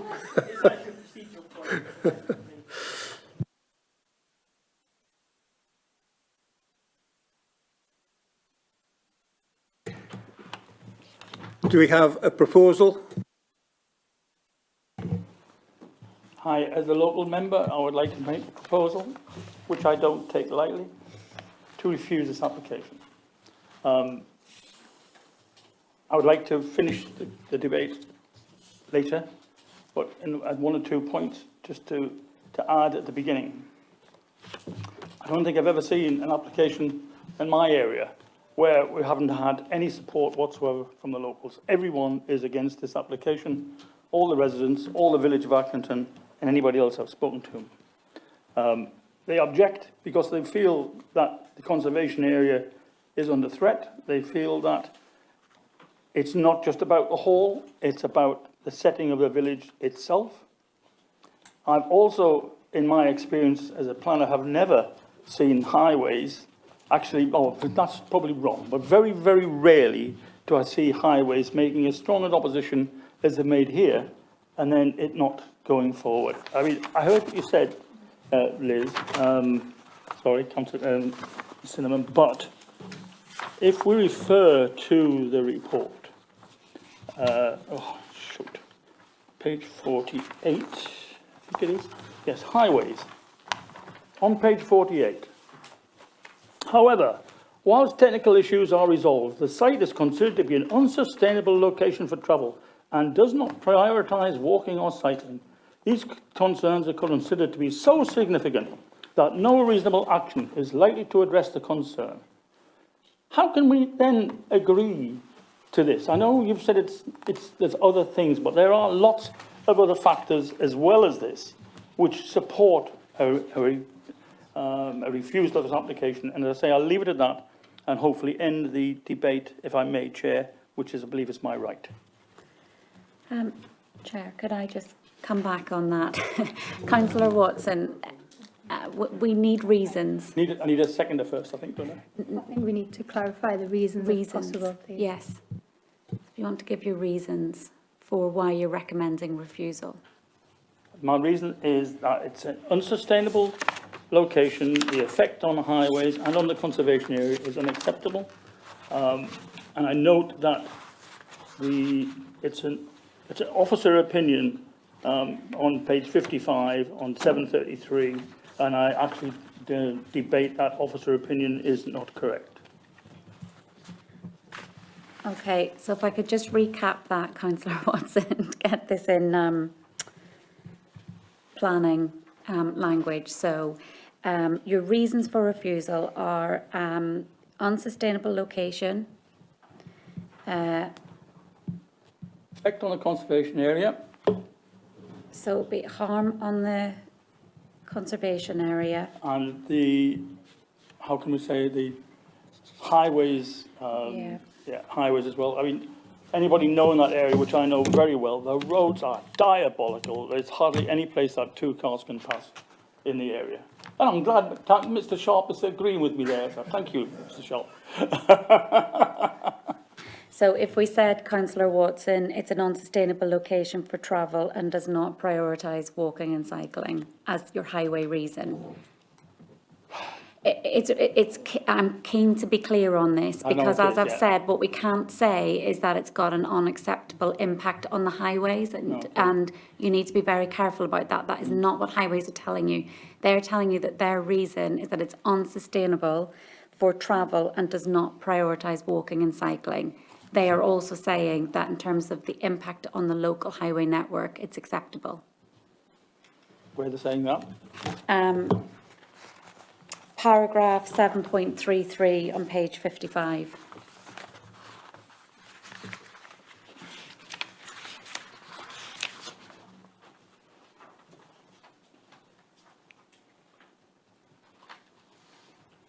$7.33. Yeah. As I was saying, it's clear the proposal would have an impact on the surrounding highway network. If I just read it, because it doesn't read so clearly, and I did double check it with highways myself to make sure, but what they're saying is that development should only be prevented or refused on highways grounds if there would be an unacceptable impact on highway safety. This is a very high test, and it is officer opinion that that test is not met by the impacts arising from this proposal. So they are saying that it doesn't, that it is, the impact on the highway itself is acceptable. Yeah.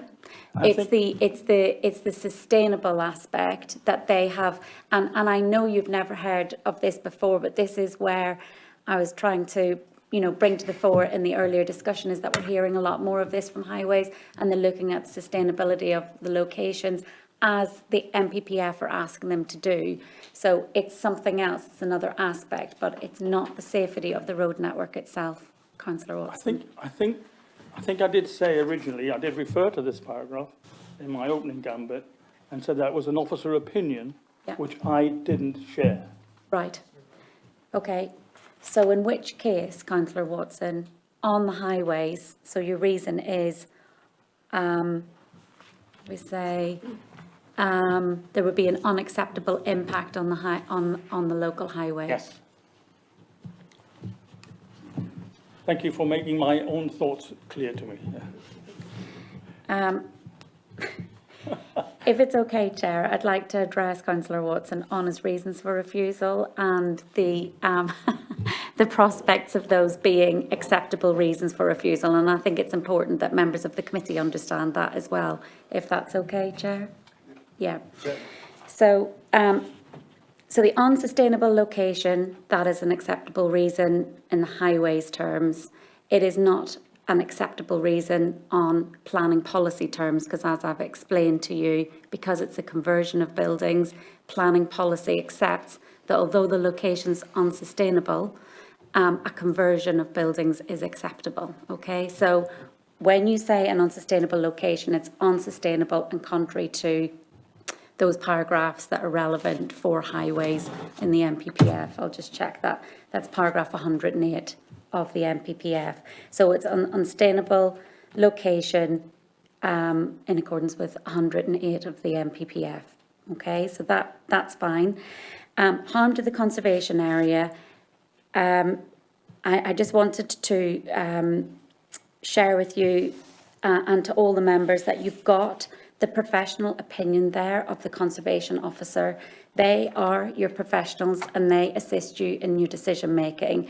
And we've seen this time and time again at this committee where you often don't agree with them because they're being too hard on a development or an application. But on this one, they will have been familiar with the conservation appraisal, and in their view, this development proposed is acceptable. And so, Councillor Watson, to that end, I would recommend that you don't use that as a reason for your refusal, okay? And the third reason, the unacceptable harm on the local highway, as I've taken you to that paragraph 7.33 in the report, your highways experts have made it very clear that it will not cause an unacceptable impact on the highway network. So it takes us to one ground, and that is the unsustainable location in highways terms. And what I would recommend to you is you're better to use one reason that you think is a good reason than three reasons where two are quite weak, and we're telling you that your experts here that give you guidance aren't supporting you on those reasons. Chair. Thank you for that advice. But can I just say that we have, if what we were saying was true, exactly, then every time we had a report which was recommended by the officers, there'd be no point in discussing it. Yeah. And we've had many occurrences where we've had recommended for acceptance, yeah, which this planning committee has refused, which has then gone to appeal and has been, well, what's the right word, upheld. It hasn't been reverted. Yeah.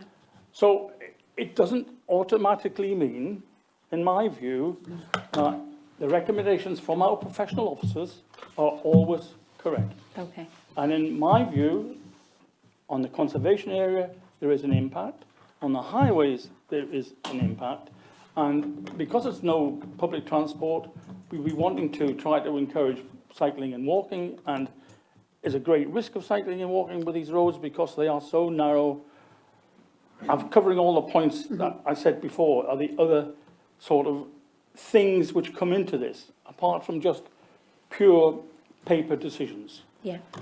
And that's why I'm continuing to object. And if you feel that it'd be better to have the one strong objection, then I'd go along with that. But whatever happens, I want to try and do the best I can to have this refused, because I don't think it's a good application. Okay. So, Chair, my view is, Councillor Watson, you are more than entitled to keep all three reasons that we've put forward. I was just wanting to give you some guidance on the reason, and also for the rest of the planning committee as well, so that they can understand those reasons that have been offered up for refusal and what our view is of them. But you're absolutely entitled to keep them. And we can go ahead with finding a seconder now, and I'm happy to read those out again. Just final point is, you're quite right. Everything that comes to planning committee it often is finely balanced, or it is very contentious in a community, and there would be something very wrong if you always went with planning officers as well. So, we accept that too.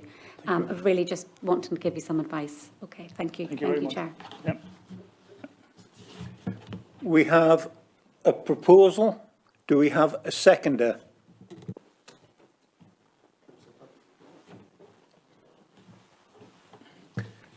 Councillor Patterson.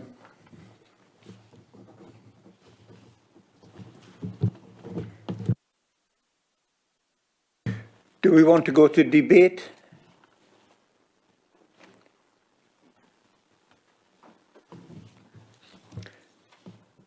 Councillor Seymour. Yes, thank you, Chair. I've listened to the objectors and to the supporter, I actually really like it. I think I very much support adaptive reuse of our buildings. I mean, rather than tear them down and build new. So this would be complementary, I think, to our green agenda. And I would hope to see more of such applications. I think that's the way of the future anyway. So yes, I quite like this. And the building conservation officer said that the proposal would preserve and enhance the character and appearance of the conservation area and would not harm the significance of any designated or non-designated heritage assets. So yes, I'd be very supportive of this application. Councillor Swinbank. Yes, thank you, Chair. Well, the substantive point here is the fundamental concern to refuse, because the highways, the location just isn't sustainable. This authority has declared a climate emergency, and that actually has to mean something. Otherwise, we're really wasting our time. They've said that this application will be dependent wholly, essentially, on the car as the means of people getting in and out. We've heard from, I think, in the discussion that these buildings will be, these houses will be targeted older people, so probably less likely to be using active methods such as walking and cycling. So very much it will be all the movements in and out of this development will be by car. So we're in a position really where we're looking at a development and deciding whether to approve a development. And we're looking at the balance between reusing some old buildings, which has obviously positive benefits, and having a location which is 5 miles from the nearest facility, be that a shop, be that a school, doctor's surgery or whatever. So we're looking at allowing something which will require for probably the next 100 years people to use personal motorised transport to actually access the site. That will increase the carbon emissions in our county and therefore really doesn't accord with what we're trying to do to reduce the emissions. Transport emissions have been notoriously difficult to reduce, and you may say that we're moving to electric vehicles. Well, we are, and we must, but we've also got to reduce the number of vehicles and rely more heavily on public transport. If everybody was to transfer their vehicle from what they drive today to drive an electric vehicle, the resource use, I'm talking worldwide here, the resource use will be absolutely massive. We just cannot do it. We have to reduce the number of vehicles. We have to reduce the number of miles that those vehicles drive. And so this is a really important point, and I just think we need to give a lot more weight to the fact that it is an unsustainable location, and recognise that our MPPF, though it has been updated relatively recently, is still way behind the curve when it comes to issues such as climate, which are going to affect all our children, grandchildren going forward. Councillor Thorne. Yes, Chair. Well, I would like to speak against the application. I am in favour of the reuse of farm buildings. You know, I think there's been a lot of schemes, and in actual fact, you know, just neighbouring Guy's there was mention of Bank House Farm, which again was a redundant farm where the buildings were beautifully converted, and now it's you know, quite a thriving settlement in itself. Again, not a sustainable location, but one that's working well. And I do feel, you know, these are important buildings. We're talking about Guy's as such, and the harm it would have on the central village core, but Barn Hill Farm is slightly separate. You know, it's a unit in itself, and you know, I think it would convert quite well. I would like to see the reuse, and you know, again, I listened to what Martin's saying, but you know, we've tried to make quite a few of our villages sustainable in Northumberland. I'm thinking of Rock. You know, again, that's got very few, well, it's got no shops and very poor public transport. And again, it's a nice little village where we've seen quite a bit of development. Yes, all in all, Chair, I am in favour of this development. I would support it rather than refuse it. Thank you. Councillor Bridget.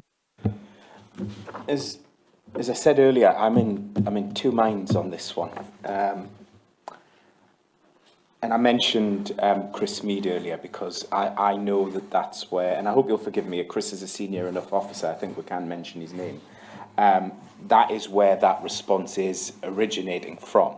And we are going to see that response a lot more often. We should have had it long before now. It's the kind of response we should have been getting out of Highways Development Management for a lot of years.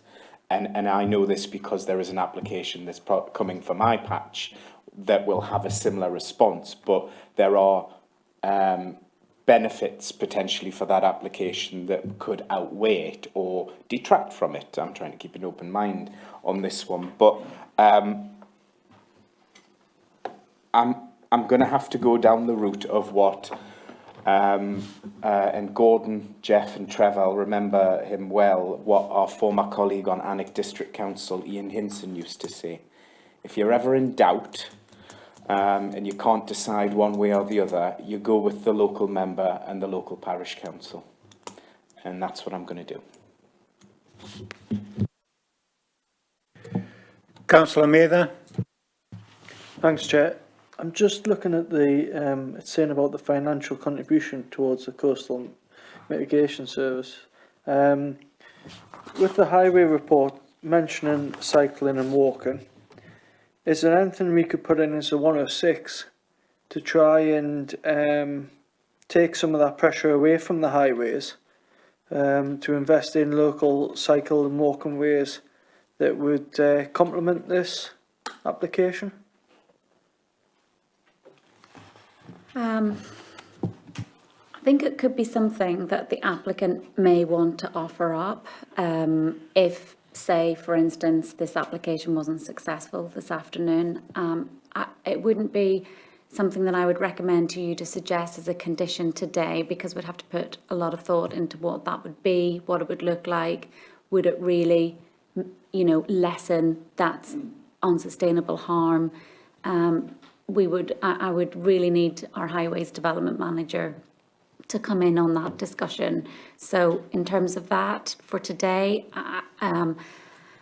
you know, we always like a condition if it could finish something off, but I don't think that would be what would help on this occasion, Councillor Mather.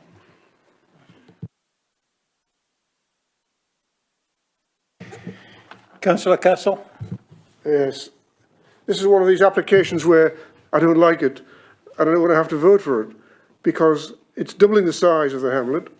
It's in an unsustainable location. There's no argument about that. It's miles away from anywhere.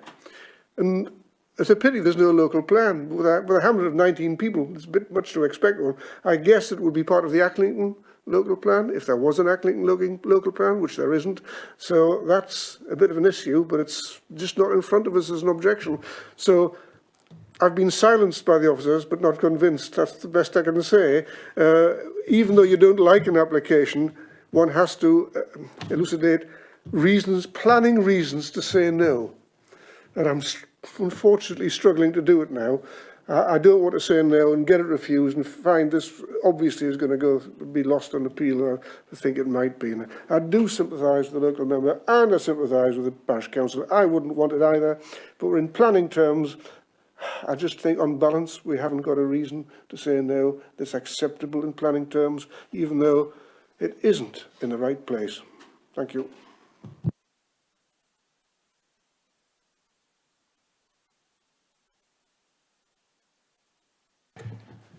Do you want to sum up?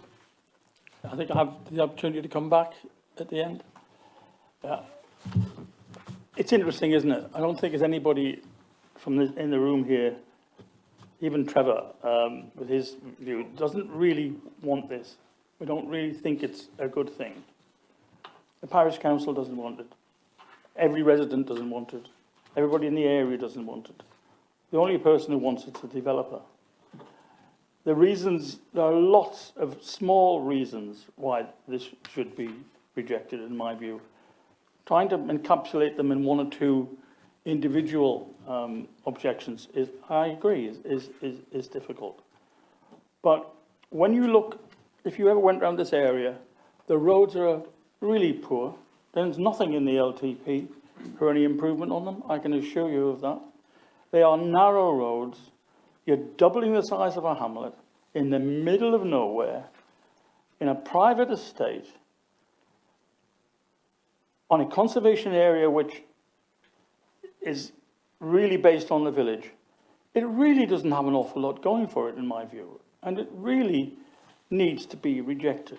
And I think we've got to come up, hopefully those things that we've come up with before are sufficient. I'm sorry to do this, and I don't do it often, but I do disagree with some of the officers' opinions on this particular instance, and I will stick to my vote, which is to reject this application.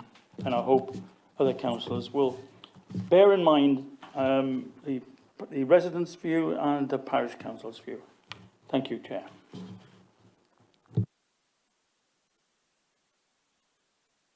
Hi Chair, just to summarise before you go to the vote, so that's a recommendation to refuse the application for the 3 reasons Councillor Watson set out.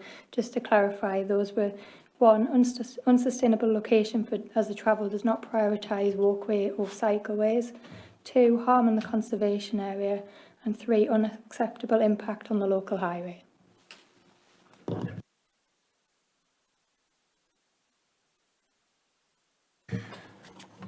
We now go to a vote, and the vote is to refuse. Those in favour of refusing, please raise their hands.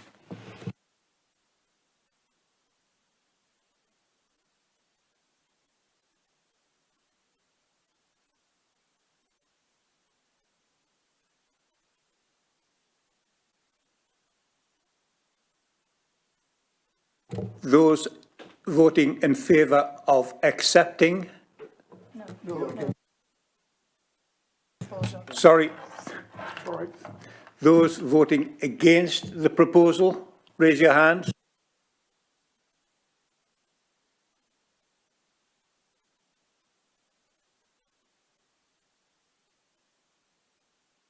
So that's 6, Chair, so that's 6 for, 6 against, so it'll come down to Chair's cast and vote.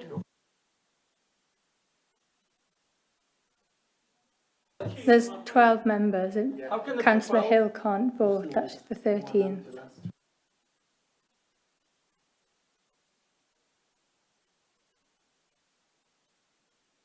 Councillor Patterson wasn't taking part in the vote as local member.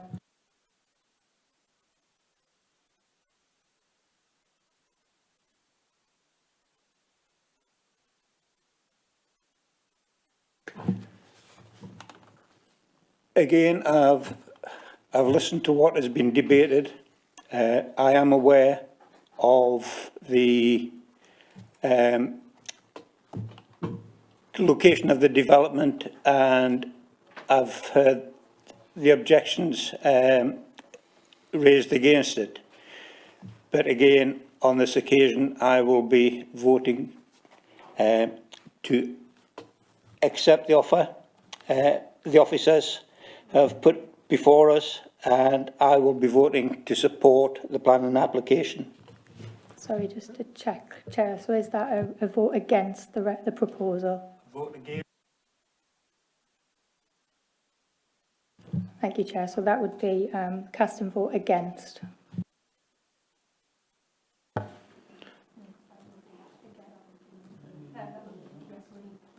Yes, sorry. So that proposal fails, so we need a new proposal. Don't worry, Councillor Hardy. Councillor Thorne was in the same position many a time. Many a time this happens. It's a tough one. That's why I paid. I propose acceptance of the officer recommendation. We have a seconder, thank you.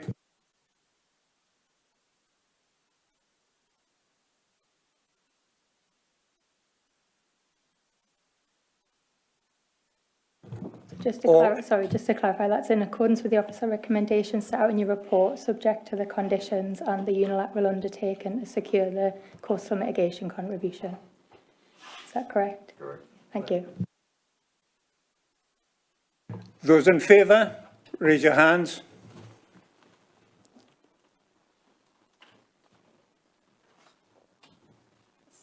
Six, Chair. Those against?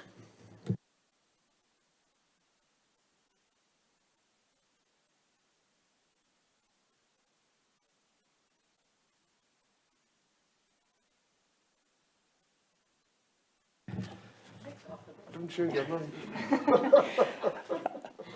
I'm voting to accept the proposal. Thank you.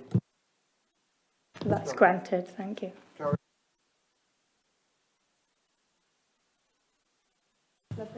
I'm wondering, we've been here 2 hours, would a comfort break be a good idea for 5 minutes? Yes, there's a comfort break is announced. Thank you.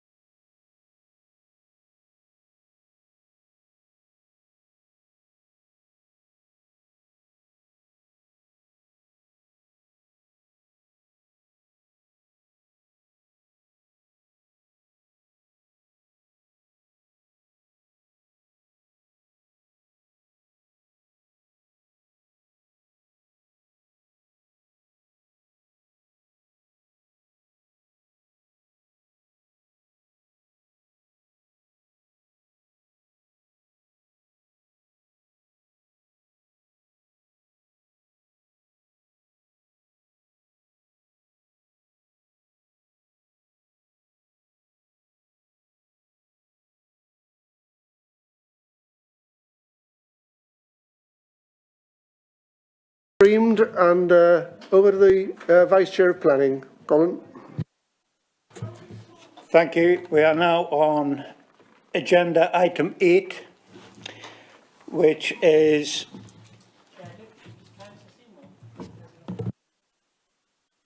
We've got For a Councillor moment, sorry, I Patterson in a thought we minute were all back. I do apologise. Can we just adjourn the meeting briefly till she comes back, because we haven't heard anything. Councillor Patterson as well.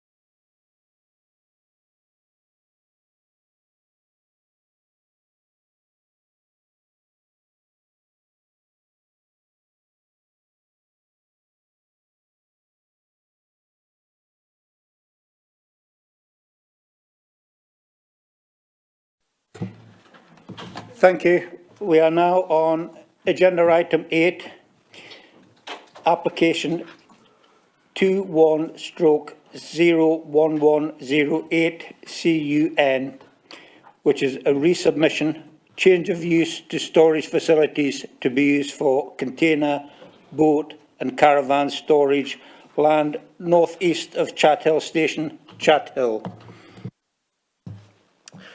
Thank you, Chair. As has been mentioned, this is a resubmission of an application for the change of use of former railway land to a containerised storage facility on land adjacent to Chat Hill Railway Station. The original application was brought before members in January this year and was refused on 3 grounds, being visual impact, residential amenity and impact on designated heritage assets. Although no objections have been received from neighbouring properties this time around, the parish has objected and the application has been called in by Councillor Patterson. So, here's the site location, as you see, just to the northeast of the village on the northeast side of the main East Coast railway line. It forms, was formerly part of the railway station, but has been redundant for some years now. Just to the northeast of the land itself, there is a Northumberland water sewage treatment works. The site plan, just showing you in slightly more detail, the site, the railway station is here, railway crossing just to the south corner there. This is the proposed site layout. The application has been reduced from that which was refused back in January. It's now for 8 units rather than 10. Proposed parking. The proposed storage containers, giving the colour and dimensions, and some site photos. This one over here is just standing just on the roadside looking into the site. The middle one here is taken from within the site. As you can see, the ground is largely laid to a mixture of concrete and hard standing. And then this one up here is just showing some of the station buildings which are Grade 2 listed. And that's your lot. In response to the refusal reasons, as I say, the applicant has reduced the number of storage compounds from 10 to 8. This has had the effect of withdrawing the built form away from the road and from the residential properties near the railway crossing, and also from the main part of the listed station buildings. The applicant considers that this addresses all three of the refusal reasons by virtue of the revised design, reduced scale and amended location of the storage compounds. Building Conservation have retained their concerns about the impact of the proposals on the designated heritage assets, finding that there would be less than substantial harm to them. It is officer opinion that this harm is outweighed by policy support for the creation of rural businesses and the reuse of previously developed land. Additional conditions have been recommended to secure opening times, colour and maximum height of the proposed containers to address concerns that were previously raised. Thank you, Chair. Can I clarify something, Chair? Can I just clarify a point, please? Yeah. Your last point there, it puzzled me a bit. On page 73, Building Conservation, it says, Built Heritage and Design object to the proposal. But then when we get further on, what you say comes up. It says that the Conservation Officer finds that the proposal would give less than substantial harm. So I'm not just absolutely sure what that means. Are they saying they don't like it, but it's less than substantial harm, so it's okay, or are they really putting an objection in? They've, the Conservation Officer has found that there would be harm. Within the terms of the NPPF, there is less than substantial harm, or total loss. They have to find that a proposal falls within one of those categories. So yes, they've objected, but in doing so, they have found that there would be less than substantial harm to the setting of the buildings. Thank you for clarifying that, Chair.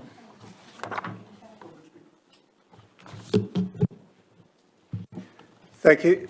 We have public speaker in support of the application, which is Tony Carter.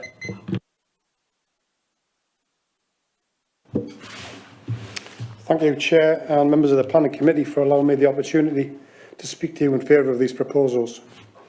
I'd also like to thank your planning team, especially Mr Sharp, for what is a very professional report and appraisal of these revised proposals. As Mr Sharp said, members of the Planning Committee will no doubt recall the proposals on this site were previously refused for a number of reasons, including the impact on the surrounding area, impact on residential amenity, and insufficient public benefits to outweigh the less than substantial harm to the setting and the significance of the Grade 2 listed buildings.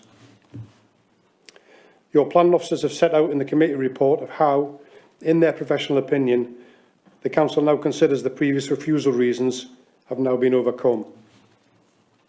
It should be borne in mind that this is a brownfield site and has accommodated various buildings in the past. However, taking into account the committee's comments on the last application, the applicant has amended the scheme to address those concerns. In terms of operation hours, the site will now only be open between 6 AM and 10 PM in order to protect residential amenity. These hours are similar with the operating times of the adjacent East Coast Main Line. With regard to the visual amenity, the containers will only be single height and will be painted in a forest green colour to blend in with the landscape. The applicant also now proposes a 2-metre high fence with additional landscape planting to further screen the site and enhance the setting. The number of storage units have also been reduced from 10 to 8, with the originally proposed compounds removed that were shown adjacent to the station buildings. This will reduce visual impact and the impact on the setting of the historic assets. Whilst the majority of development proposals that affect the setting of heritage assets will cause less than substantial harm, This does not mean that they're sacrosanct.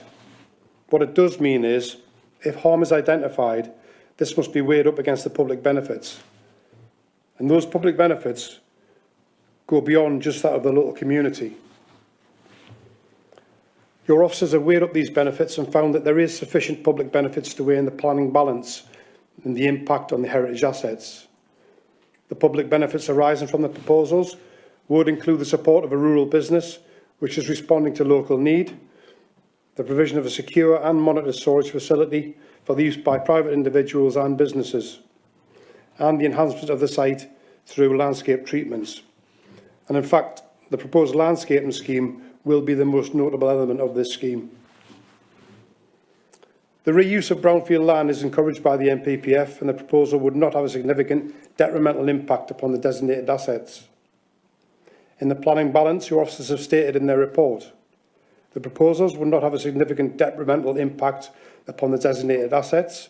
In the planning balance, it is considered that the proposal would not harm the special architectural, historic interest or setting of the area.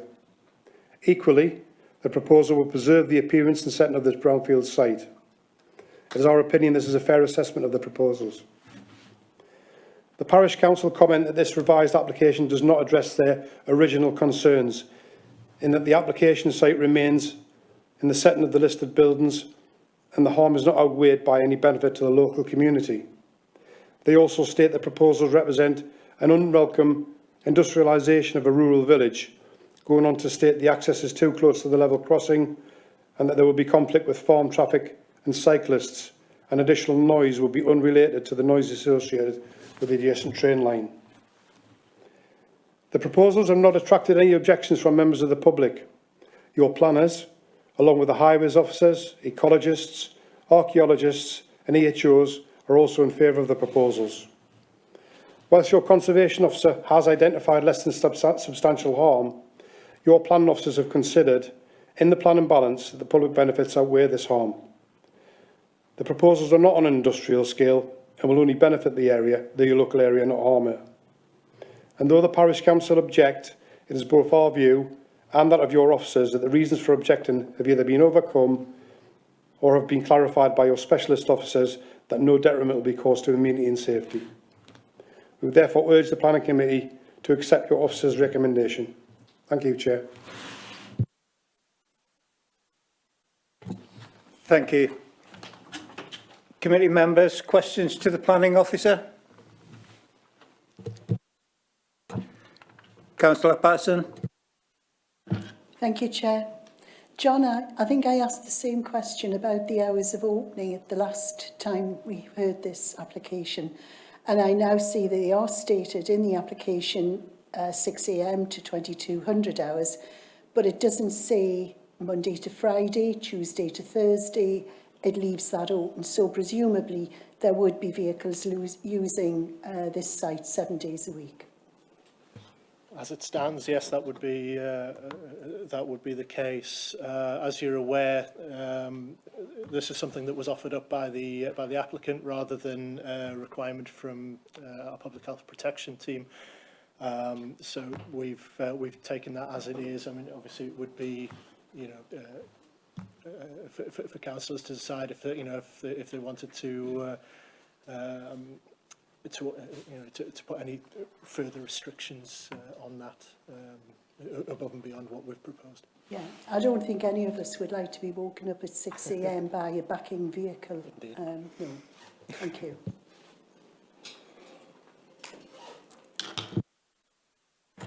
Councillor Hill. Thank you.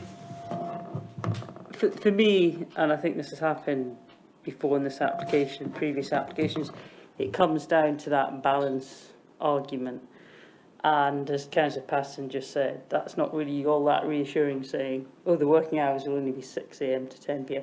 Never mind the 8 and 8 units, never mind the variations and extensions, and we know what's going to come next.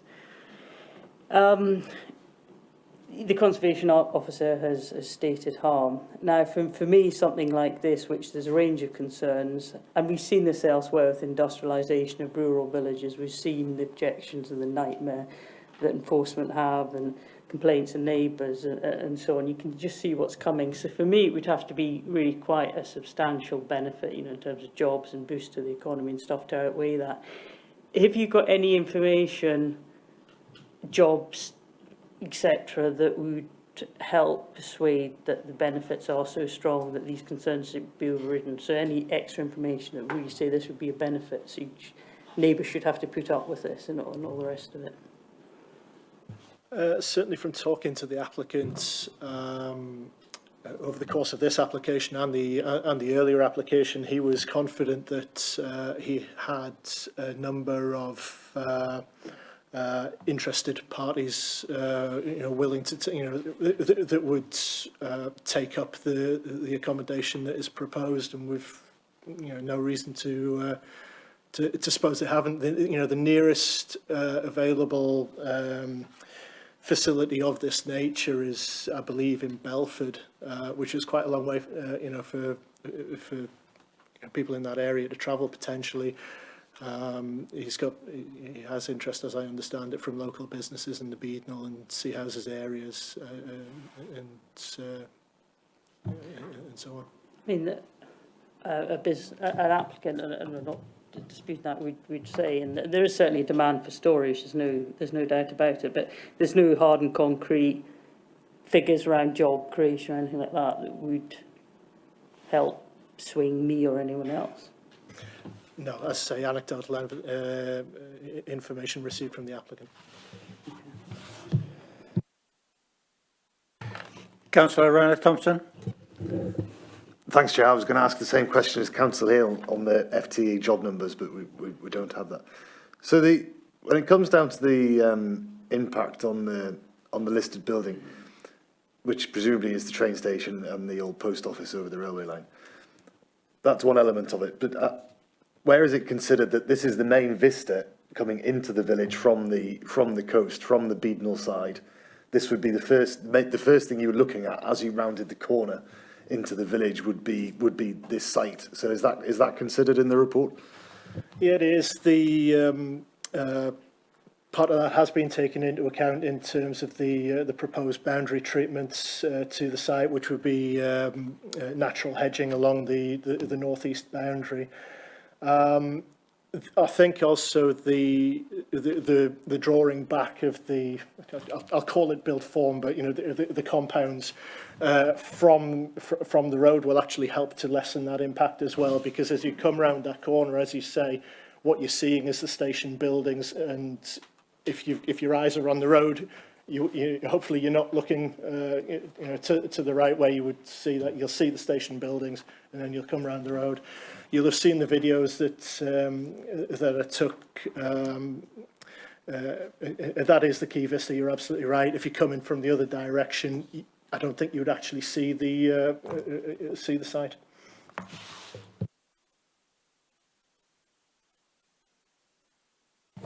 Councillor Swinbank. Yes, thank you, Chair. I was just looking for some clarification really on what is sort of expected to happen on this site and what controls there are on what might happen on the site. Obviously, we've got compounds with one container each compound, but the compound is vastly bigger than a single container. Let's talk about one caravan, one boat and one container. Now, I'm not entirely clear whether it means you're allowed one caravan, plus one boat, plus one container on each site, so you might be able to clarify that. But in terms of what might or might not be permissible on the site in terms of using it as a business premises, etc. Obviously, or presumably, there's no facilities on this site in terms of toilets or water or electricity or any of that nature. So I just wonder what kind of conditions there are on the application that would control what actually happens on the sites, because it just seems like we're looking at potentially 8 builders' yards.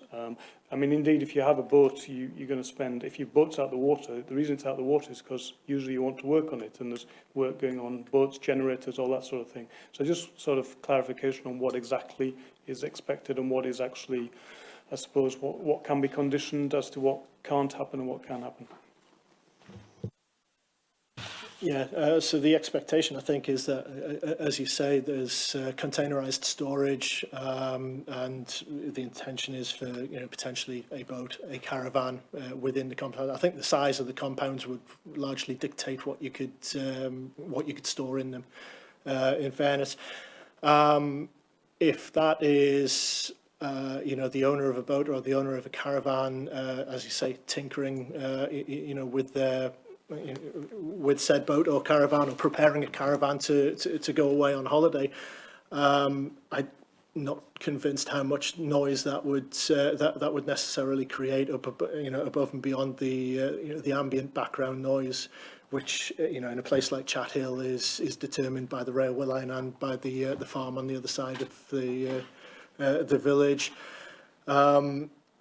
It would be an enforcement matter if we got to a point where somebody was running a business out of there, because we're looking at a storage facility and not nothing else.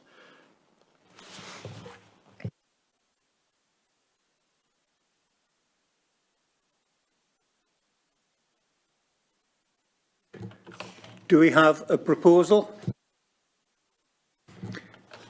Councillor Patterson.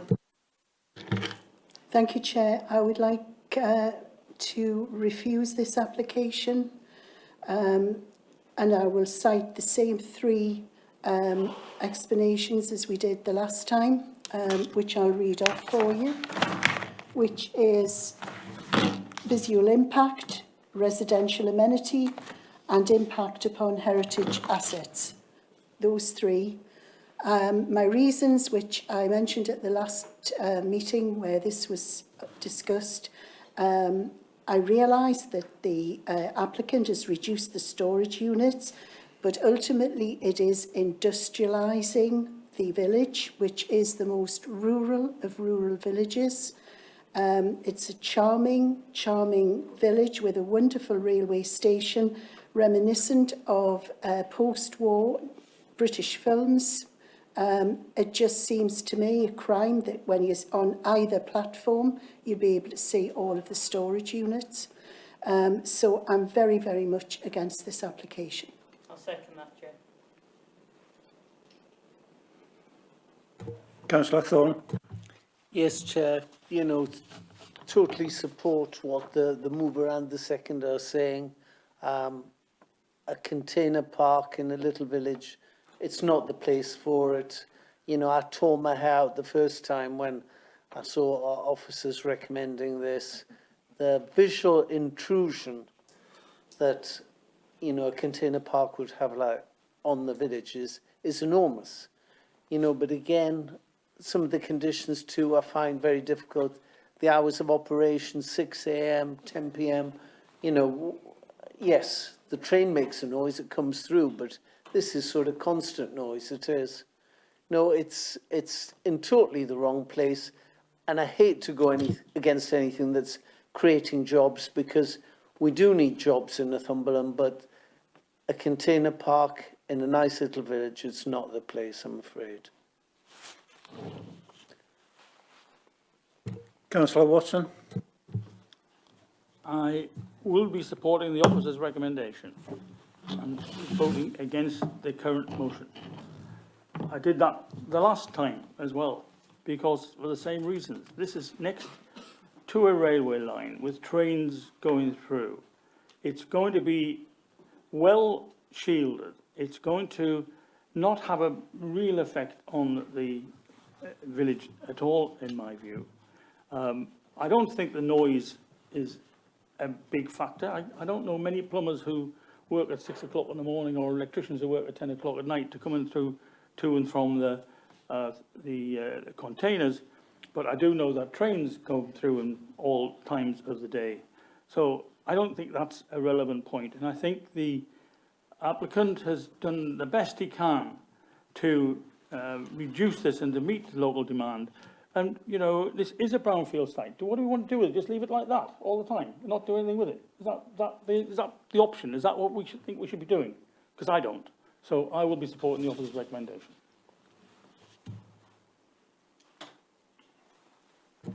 Councillor Castle.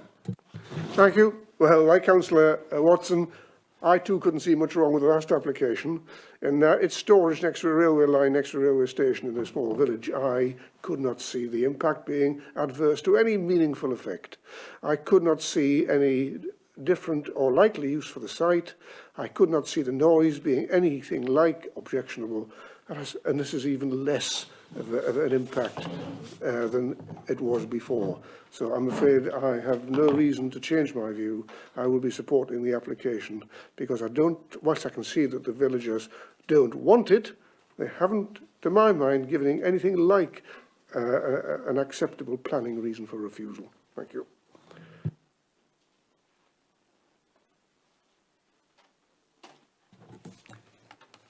We have a proposal and a seconder, so we now go to a vote, and we are voting to refuse permission.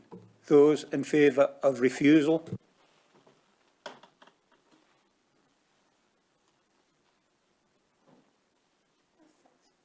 Six, Chair. We've got 13 this time, so hang on. So again. Those against?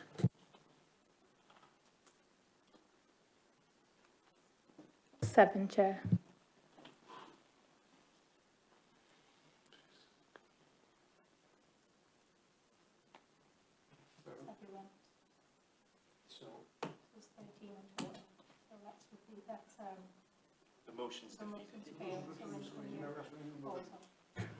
Motion's refused. Do we have a proposer for another motion? I propose we accept the officer's recommendation, Chair.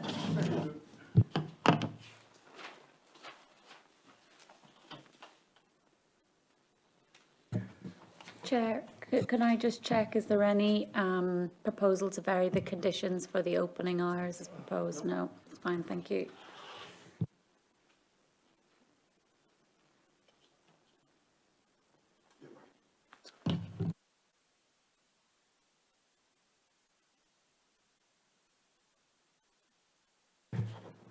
Do we have a debate? Anyone want to discuss the matter?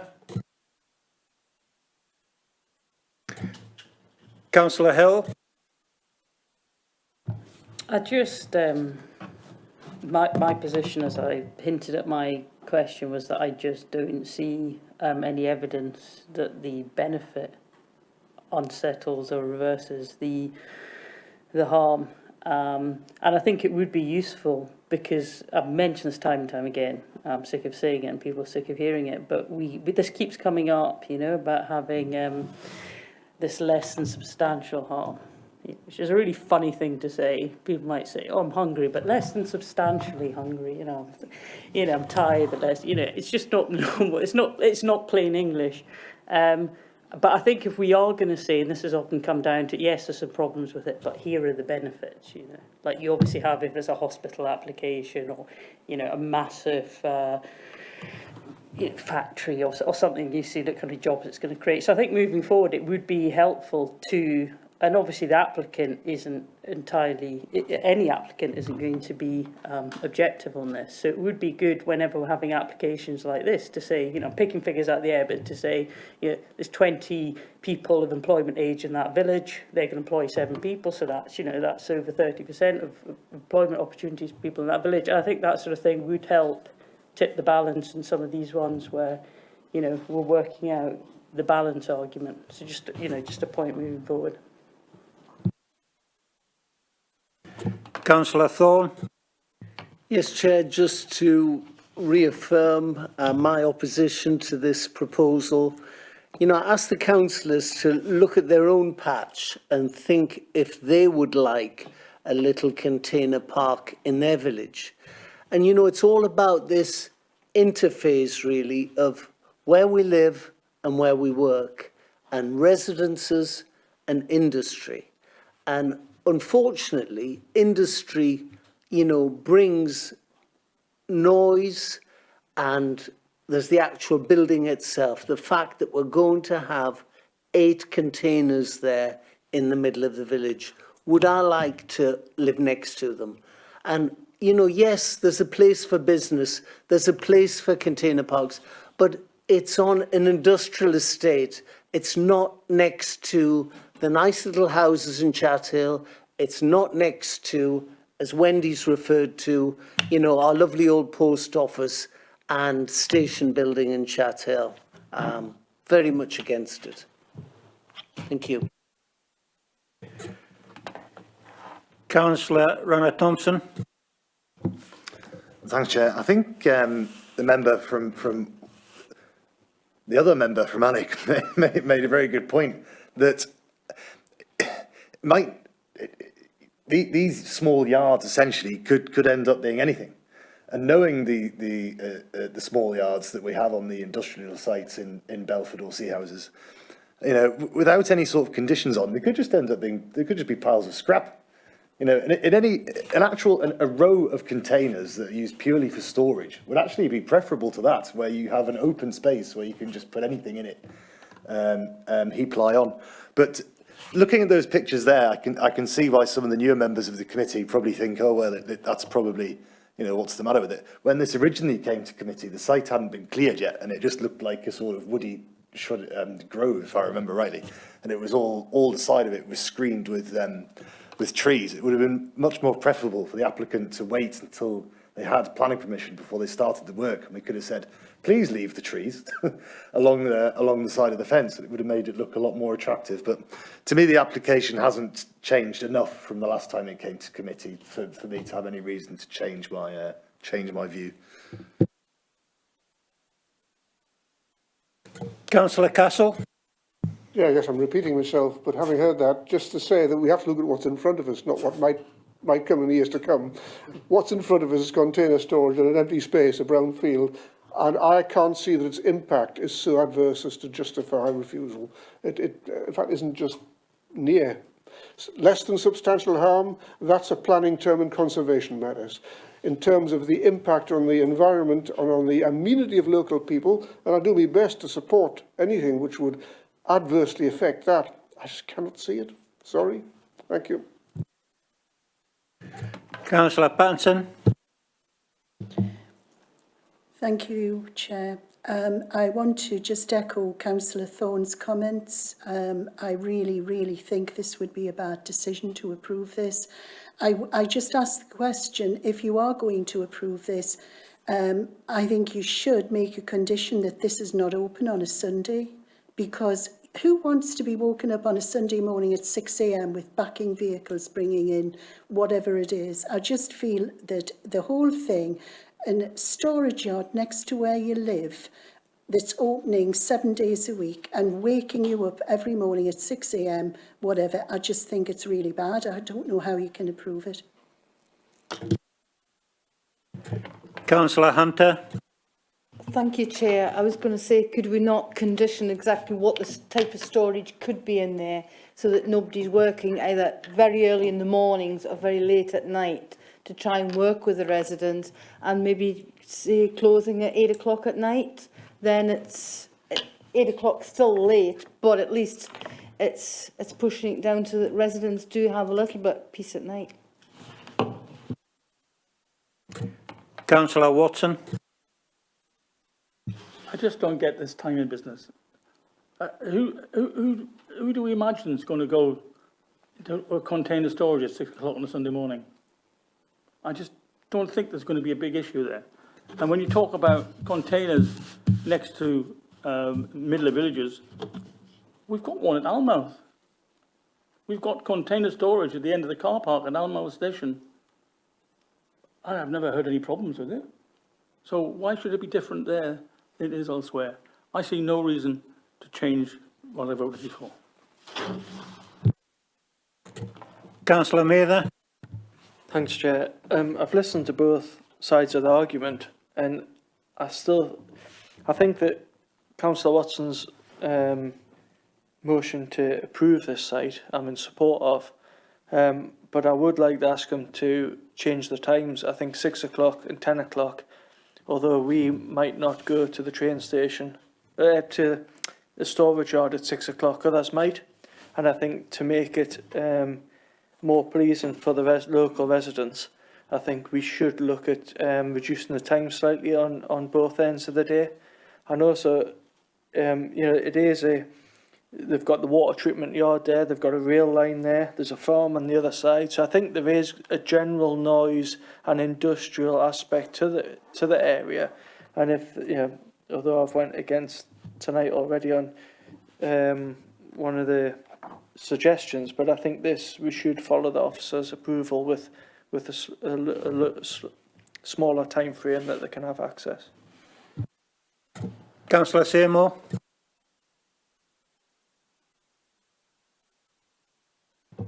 Thank you, Chair. Yes, I agree with the local member that this use is out of character with the existing property and listed building and in this English village, and just see and remind members that the building conservation of Heritage and Design object to the proposal.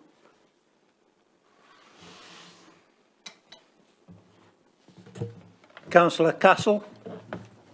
Yeah, I mean, if it helps members' peace of mind, and whilst I'm no more knowledgeable about the likely use than anybody else, if it does help and if it does assist the comfort of residents, I would be prepared to ask the proposer, as I'm the seconder, if he would be prepared to add a limitation to the hours. And I'm thinking of 8 till 8.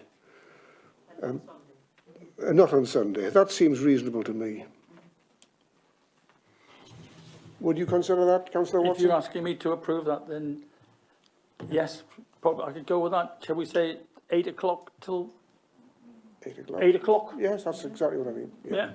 Sorry, Chair, can I just clarify? So that's a proposal to grant the planning permission with the conditions set out in your report, but with an amendment to condition 9, which is the time scale, excuse me, to limit the times from 8 a.m. to 8 p.m. Monday to Saturday. Can I just ask, does that give a problem to the officers? Is it within our realms to be able to do that? Yes, it's within your realm to be able to propose those changes to the condition. We were just having a discussion about, you know, the soundness or the appealability of that as a condition. I think probably the 8 to 8 for the impact on amenity is probably reasonable. I do have some queries over the Sunday. I think that probably is when people want to access a storage container, if they've stored a caravan there, whatever. And I could see that the applicant may appeal for that. But the hours, although they haven't been proposed by public protection, it may be that the applicant would find those acceptable. To refrain all access on a Sunday, I'm not so sure, and I think that may be appealable. Thank you. Interesting comment. Difficult, isn't it? Just let's go with what we've got. 8 till 8, Monday, 6 days, and see what develops. Councillor Hill. I mean, that was what I was going to propose, 8 to 8 and not Sunday. I'm tempted with what Liz says, 8 to 4 on Sunday, but let's just leave it to 8. I mean, I'm against it, but if obviously I think the majority can approve it, at least to be some condition to limit the impact.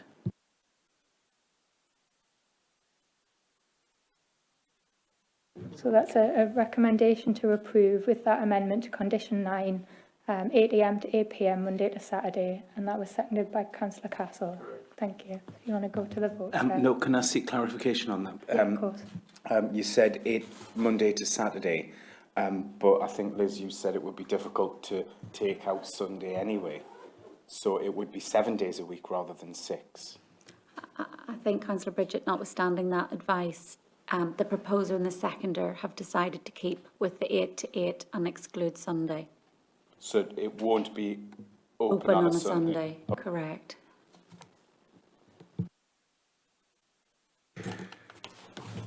We now go to a vote. Those in favour of granting approval, raise your hands.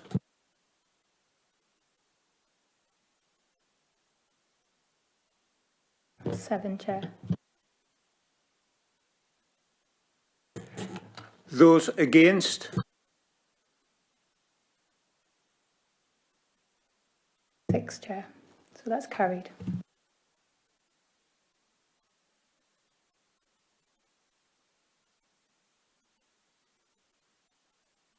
Chair, can I just say we've come up to nearly 3 hours now. I think Democratic Services might need a standing order just to continue beyond the 3 hours, if members can just confirm they're happy to continue. Is that confirmed? Agreed. Yes, Chair, move standing orders.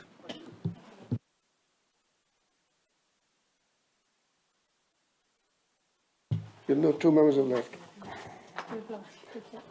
Councillor Hill and Councillor Bridget.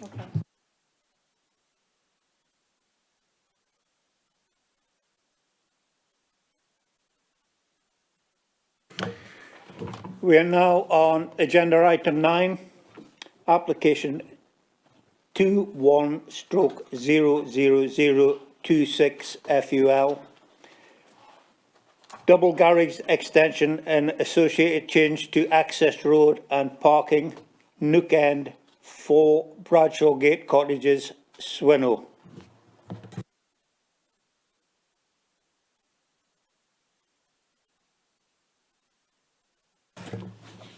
Officer Stephanie Foster. Again, I'll take that one. Permission is sought for a double garage extension with changes to the access road and parking at Nook End, Bradshaw Gate Cottages. I'll just run you through the PowerPoint here. So you can see outlined in red, that's the application site. Just to the north of that, you'll see the blue line. That's the next application that we're going to come to. So it's proposed, you can see to the left there in yellow, that's Nook End Cottage. To the right, again in yellow, that's the existing garage, and it's proposed to add an extension onto that. Existing layout, so to the left they're the cottages, and Nook End is the one to the very north. And again, to the right, that's the existing garages. Next slide, thank you. And you can see there, to the right, that's where it's proposed to add the extension. Next slide, please. This is the existing floor plans and elevations of the garages and the proposed. So you can see the extension is in keeping in terms of ridge line and materials. And the last slide is just, that's looking into the development. So on the left there, you've got the cottages I've been referring to. On the right, you've got the garages. Beadnell Parish Council object. 16 objections from local residents, and their reasons are set out in the report. The recommendation is to grant conditional permission. Thank you.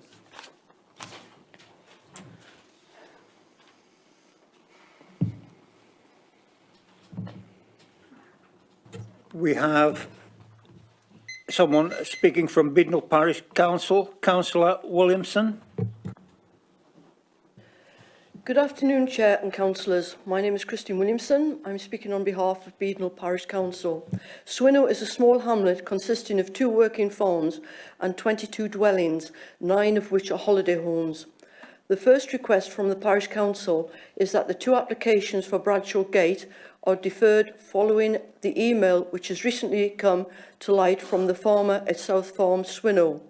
Sewerage and drainage are very important factors affecting public health and the environment, especially when considering a new dwelling and especially when there are no public sewers in the area.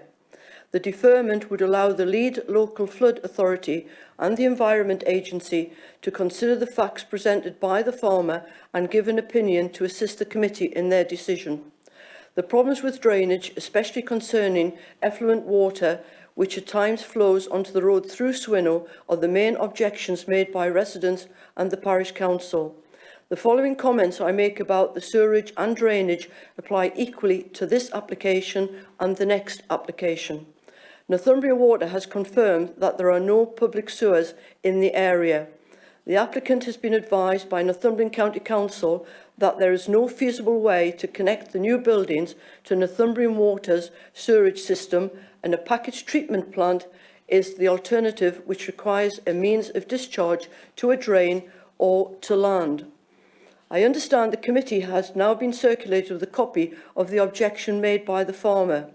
He states this application and the next one on your agenda intend to add surface water and treated effluent to his private field drain, which discharges into the Long Nanny Burn. The farmer points out that the 4 new houses at Bradshaw Gate, Swinnow, built around the year 2000, discharge water into his private drain without him being consulted or informed. His private drain has therefore been overloaded ever since and results in the flooding of water and effluent, which is referred to by the objectors. The farmer also states that the applicant is welcome to seek an easement for a new drain over his land and is open to offers to upgrade the existing drain. No attempt has been made by the applicant to discuss the necessary improvement to the private drain in the 5 months since the farmer sent his objection to Northumberland County Council. Yesterday I spoke to the farmer at North Farm who owns the land to the north of the development site. She has not been approached by the applicant but told me that she would not agree to any easement over her land. If the committee are minded to approve this application, the Parish Council requests the addition of 2 conditions. 1, a Grampian condition. A Grampian condition is a planning condition attached to a decision notice that prevents the start of a development until off-site works have been completed on land that is not controlled by the applicant. This is to ensure that the applicant provides modern drainage to the development. The condition should state that no work may be undertaken before the drainage situation is resolved. This condition should be easily met, as the farmer has openly agreed to enter into negotiations to secure such an outcome. The second condition, to remove all permitted development rights for the garage and prevent change of use to ensure that the building remains as a garage in perpetuity.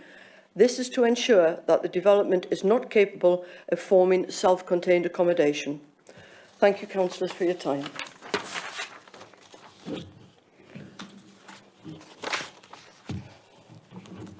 Members' question to the planning officer.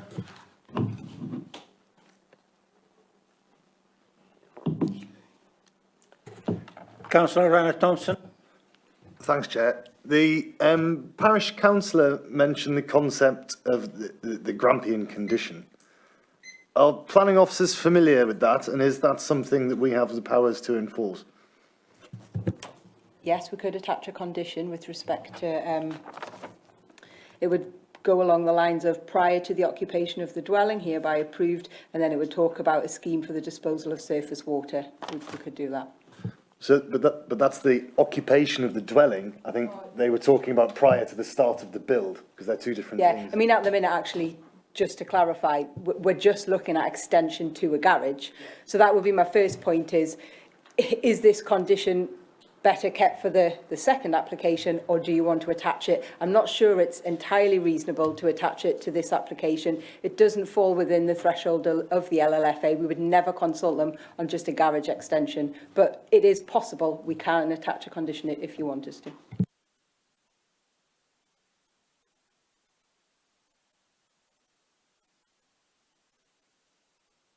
Councillor Thorne. Can I ask the planning officer, is the double garage extension going to impact on the drainage? I mean, all the garage is going to be used for is storing a vehicle, and we have actually got a condition on saying the proposed garage and frontage parking shall be used for no other purpose than storage, including vehicles, within the structure and parking on the frontage solely for the use of 4 Bradshaw Gate cottage. So my view would be no, I don't think it's not going to be significant enough, certainly for us to refuse the application. Councillor Watson. It's on the same point. I mean, the talk about drainage from the garage is not really applicable. It would be for the house, not the garage. So we wouldn't be able to turn down the garage application on those grounds, even if we turned them down to the house, I think. Isn't that the correct way of looking at it? That would be my advice. I think it would be very difficult to sustain a refusal on those grounds when it's just a garage extension. Slightly different when you're looking at the proposed new house. Thank you. Councillor Hunter. Thank you, Chair. Could we add a condition to say that it couldn't have a change of use to be made into accommodation in the future? I mean, we don't need it because we've got condition 6, which basically says it can only be used for storage in vehicles. So that's saying that's all it can be used for, yeah. Can I come back on that, Chair? Just confirmation that there's no way that they can get round that condition in future. just to help Viv out there, you can't ever safeguard for that kind of scenario. They can come back in for a change of use, but that's not what you're looking at today. And, you know, that's why we have, you know, clearly put that condition on about the current use. So, you know, no matter what they do, if they want to change the use, it's got to come back in an application form for us to consider the merits. Okay.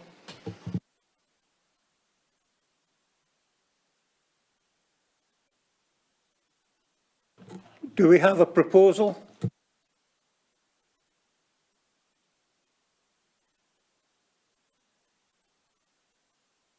Just move the recommendation, Chair.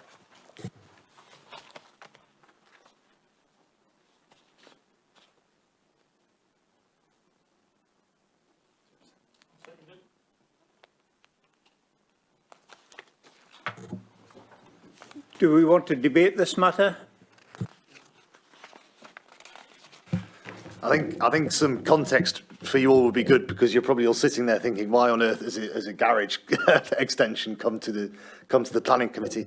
This is a particularly contentious issue in Beadnell and the surrounding villages, where there is a history of people building garages where they wouldn't necessarily get planning for a detached dwelling.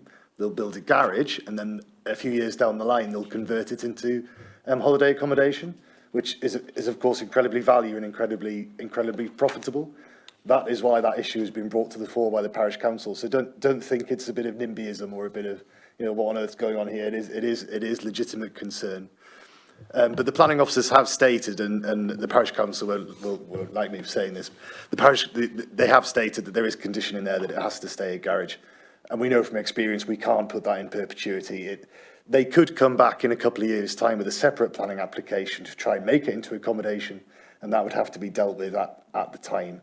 And there are policies within the neighbourhood plan that have that scenario in mind. So I'll speak a lot more on the next application. That was my next point I forgot to make. Sorry, the two. Although we have to look at each of them separately, the reason they've both been called in is because they're effectively part of the same application. So that's why that one's been brought to committee.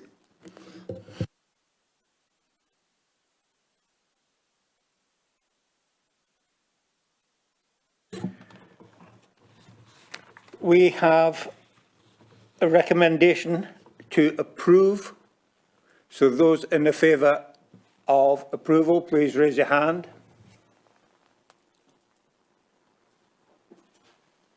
That's 10, Chair.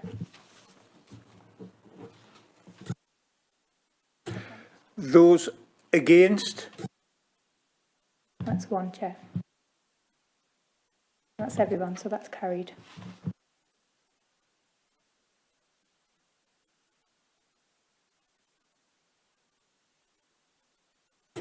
We now come to agenda item 10, application 21/00368 FUL, primary residency self-built dwelling with workspace and garage.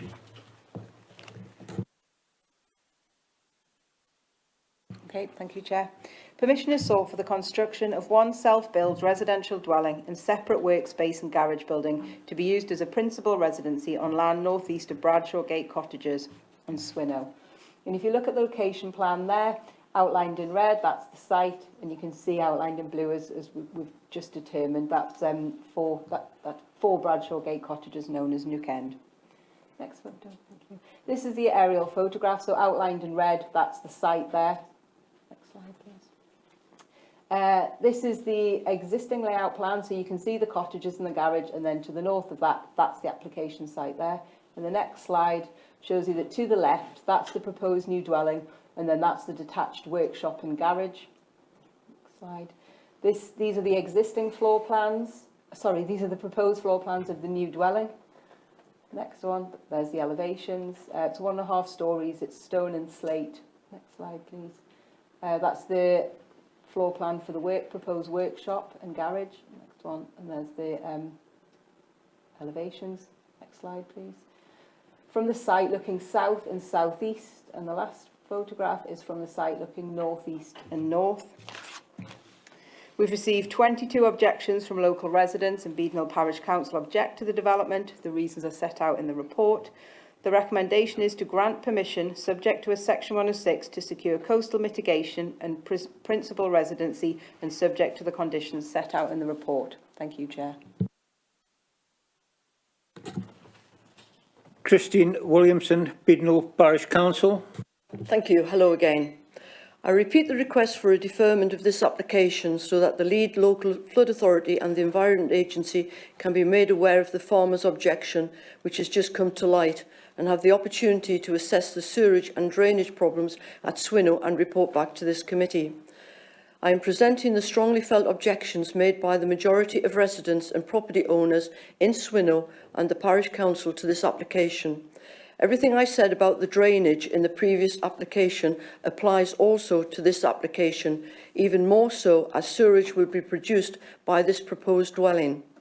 To save time, I don't intend to repeat what I said, but you all have been sent a copy of the email from the farmer at South Farm, which is very clear about the drainage problems at Swinnow. It is felt that this development represents overdevelopment of a small plot, affording very little amenity space. The proposal is considered to be overbearing on a nearby property, resulting in loss of their light. The development will also result in the loss of the only public amenity land in Swinnow. This green space area has been used for about 20 years by the children in the hamlet and children visiting the holiday homes. Swinnow is not directly connected to the coast by footpaths, only roads, which are very busy at holiday times.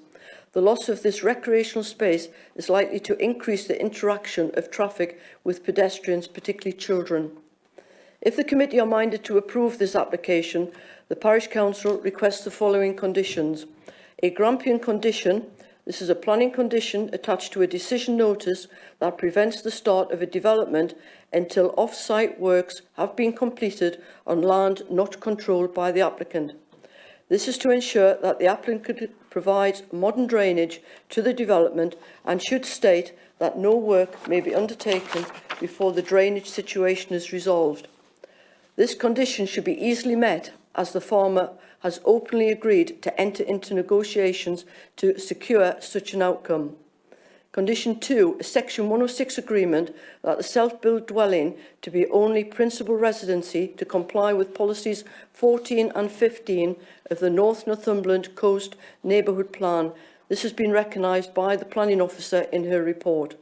Condition 3, since the introduction of a new Class E in the planning process, which allows a change of use from commercial to residential space, we considered it essential that the applicant enters into a Section 106 agreement that the separate workspace building and garage must be for business use only in perpetuity to stop our neighbourhood plan from being bypassed in the future, creating more holiday accommodation instead of a principal residence.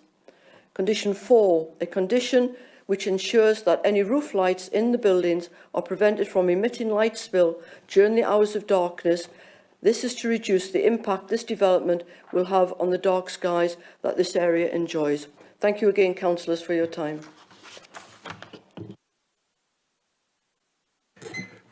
Councillors, question to the officer.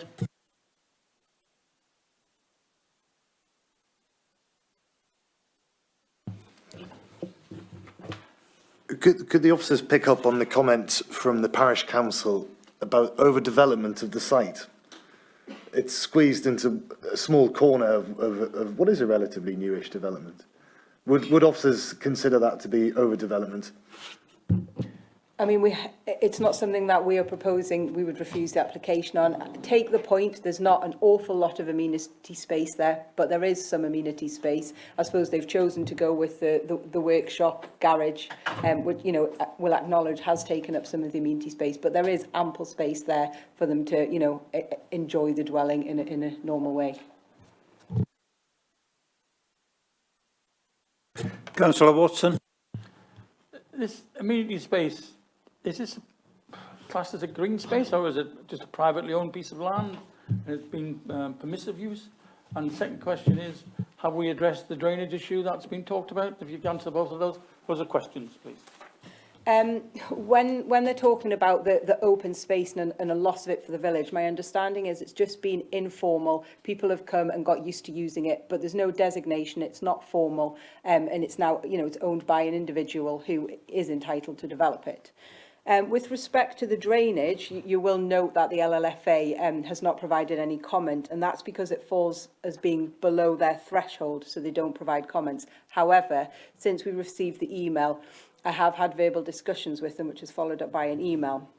What they have said is there's no flooding recorded on the Environment Agency flood risk maps. Nothing has been reported to the LLFA.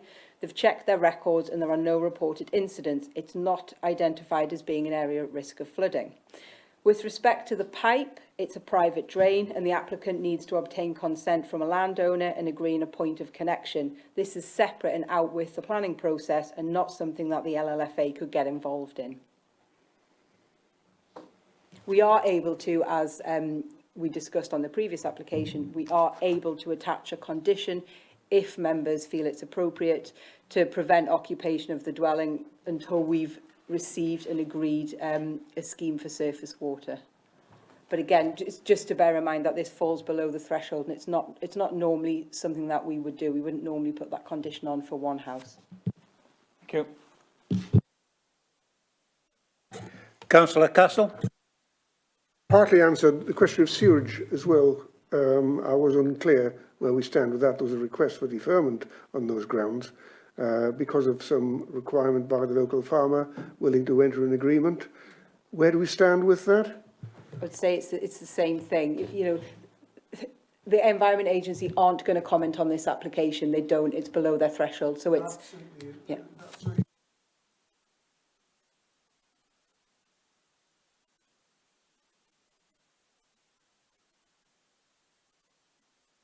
Do we have a proposal?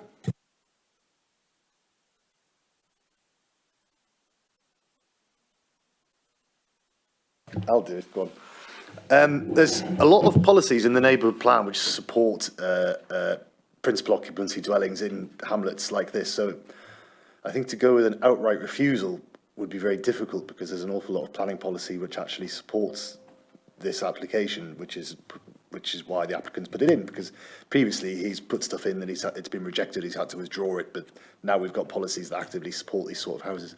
But the drainage issue is very important. There are localised flooding incidences there. There's only one small pipe that goes under the dunes onto the beach, and the pipe is at capacity. And as Beadnell has been developed over the years, more and more times again, that has come to the fore now, and it's starting to back up, and there are sud systems that are failing, and the X, Y, and Z.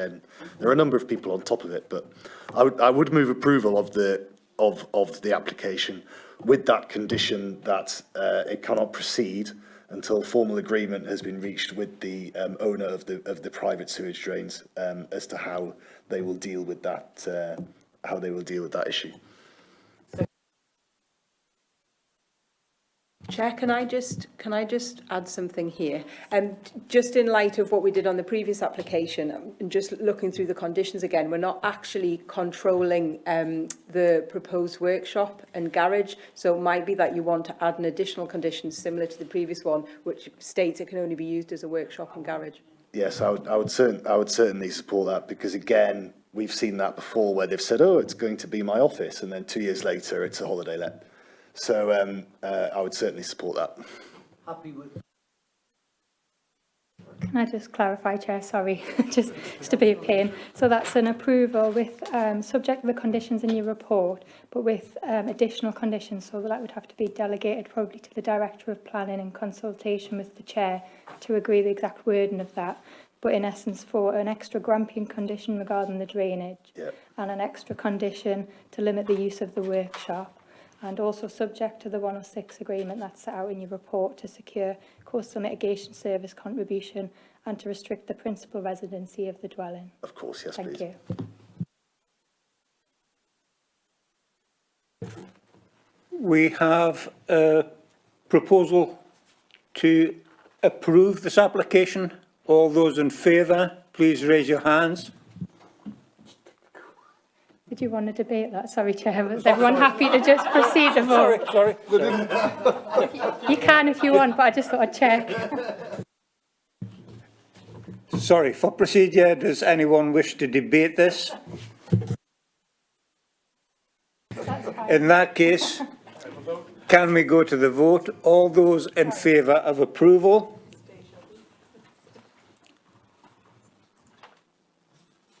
That's unanimous, Chair.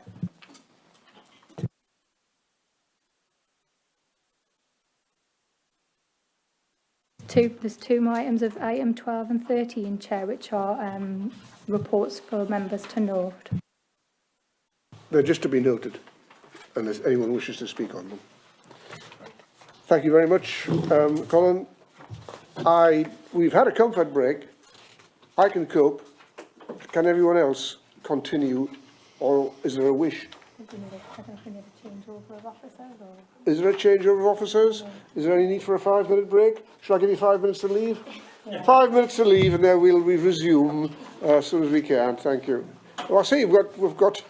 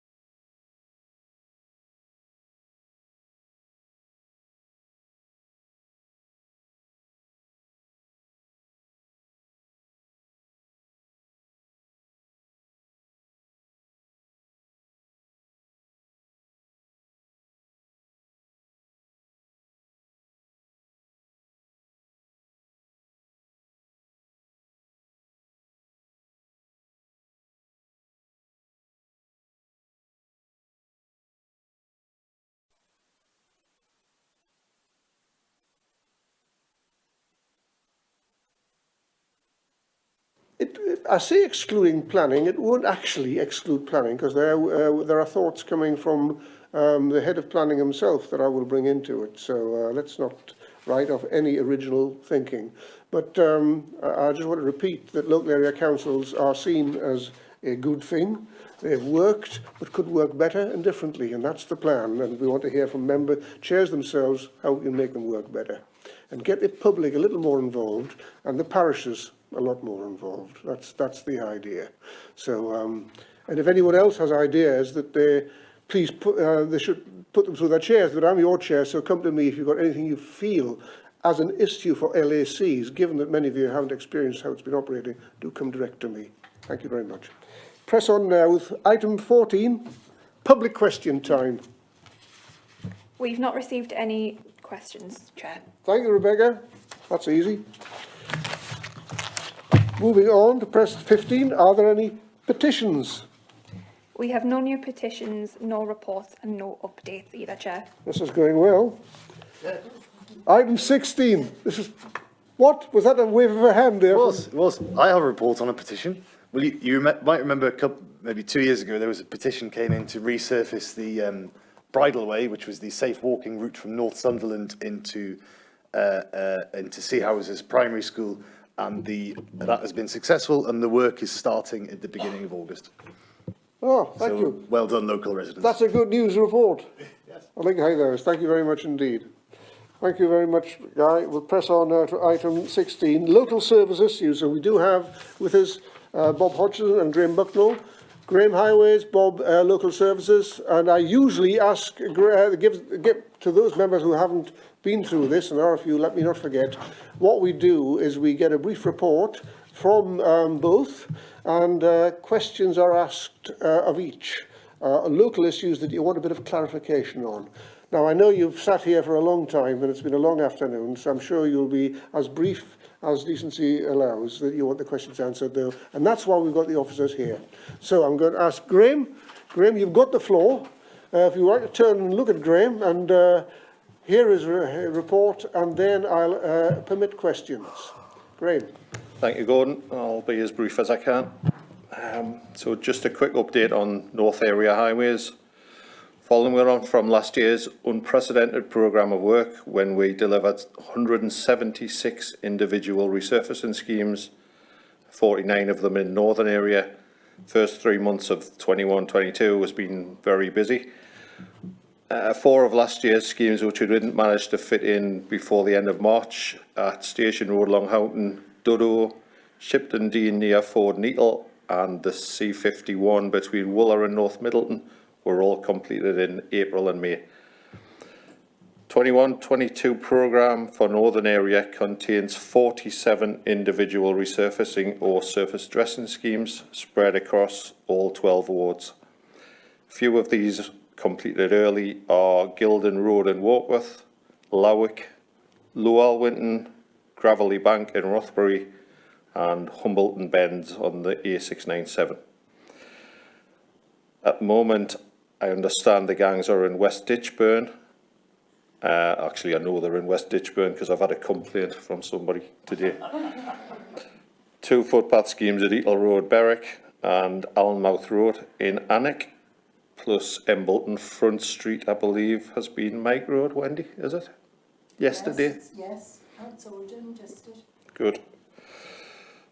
Coming up in the next few weeks, we'll be at Alnwick Fords, east of Longframlington, Leamington Crossroads on the Alnwick Moor Road, the Lee, south of Popperhoff, Lindisfarne Road in Amble, and Bamborough to Glororum.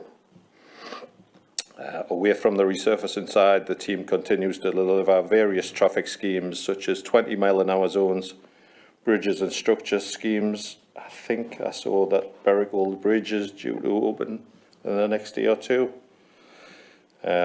Dealing with lots of emergency situations, unblocking gullies, filling potholes, etc., etc. COVID signage is being reduced in the towns and villages. We've still got the generic ones, but the one-ways and speed limits should all have been taken away by now. That's just a brief summary. There's a lot going on, which I haven't covered. Happy to take your questions. Nice and brief, Graham. Thank you. And as the chair, I'll take the privilege of asking the first one. And it's two sites. You mentioned Leamington Crossroads. Is this going to have an impact on the entire Rothbury to, shall we say, from those crossroads into Alnwick? How is that going to impact on the traffic flows? Because I've been asked that question.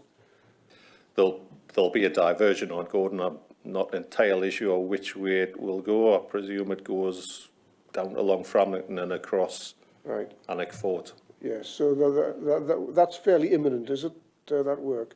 Yeah, it will be. Take me 2 seconds.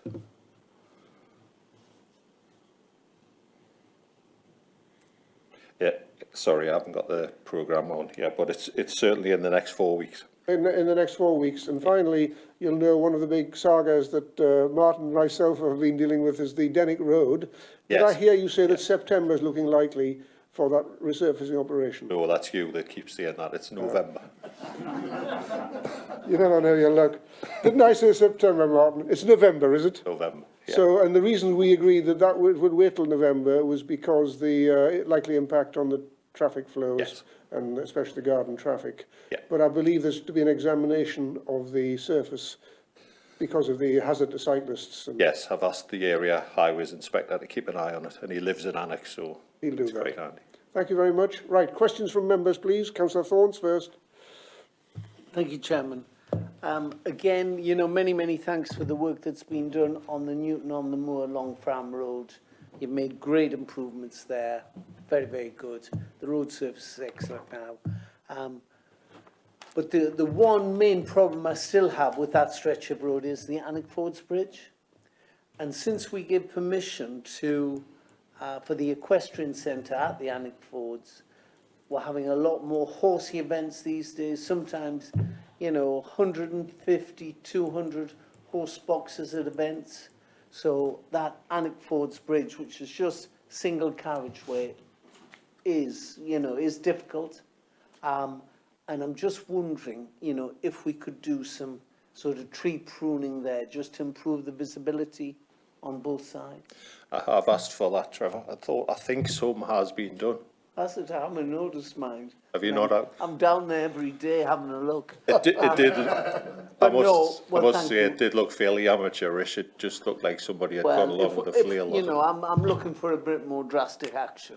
You know, I don't want to clear all the trees out, but it just really would help when you're coming down the hill if you could see the traffic at the bottom.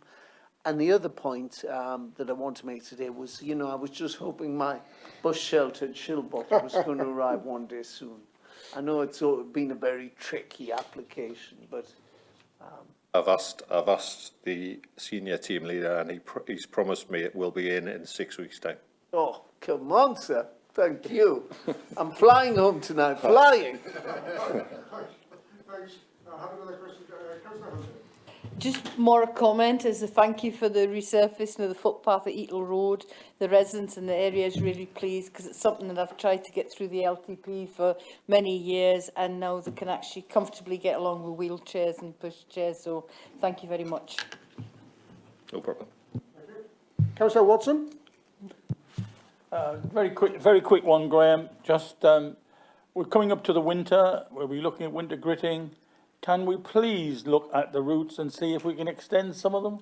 I've been talking about it for about 3 years, trying to get some work done up by the school, and we always say that we're full, the routes are full, we can't do anything. There must be a system to take into account new house building and new roads. There just must. We have to do it. So please have a good look at it this year. I'll pass that on to the winter services team. I'm not involved in the route setting, but I'll certainly pass it on. Are you talking about up Gilden Road? Yes. I know it's So on. you even knew about it? I know it's on a secondary. Yeah. It is on a secondary, that one. Is it? Yeah. Well, that's an improvement then. Yeah, it definitely is on a secondary. Thank you. Councillor Seymour. Yes, thanks, Chair. And thank you, Graham, for all the good work that you've been doing in Berwick. And the bridge is now open. It has they've just put the new surface on the pavement. It's called Rockbinder, is it Rockbinder? Yes, that's Is that right. the name, correct pronunciation? Yeah. I noticed walking over there today, because the cruise ships are coming in, so we walked over there, and sorry, plugging the cruise ships into Berwick.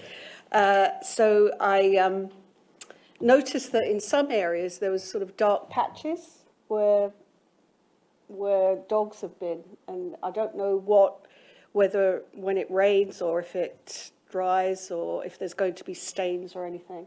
Have you noticed that on any other area? Because I think you've put it on another bridge somewhere, haven't you? We've put it down extensively, Catherine. It's been we've put it in a lot of places. Okay, maybe because it's just freshly Yeah, laid. it will be. It'll take time to wear in. And I noticed that also there are no drains on the bridge, but I was told that the drains that were there before weren't connected to anything, and the water just runs off okay. So Right. is that... I'm not sure, to be honest. I haven't been involved in the design of that bridge. Okay. But Anyway, we're glad to have it opened. And it's open today, is it? Pardon? Is it open? It was today? open yesterday. Oh, right. It opened for, I think somebody was just sweeping up yesterday. Yeah. So that's great. The other thing is at Bank Hill, just wondered about the post that had been... Oh, yes, that one. What's happened to that? I'm not sure. I thought that was back in, to be honest. No, they did come and take away the barrier and fixed up the wiring on the fence, but that hasn't been replaced yet. Right.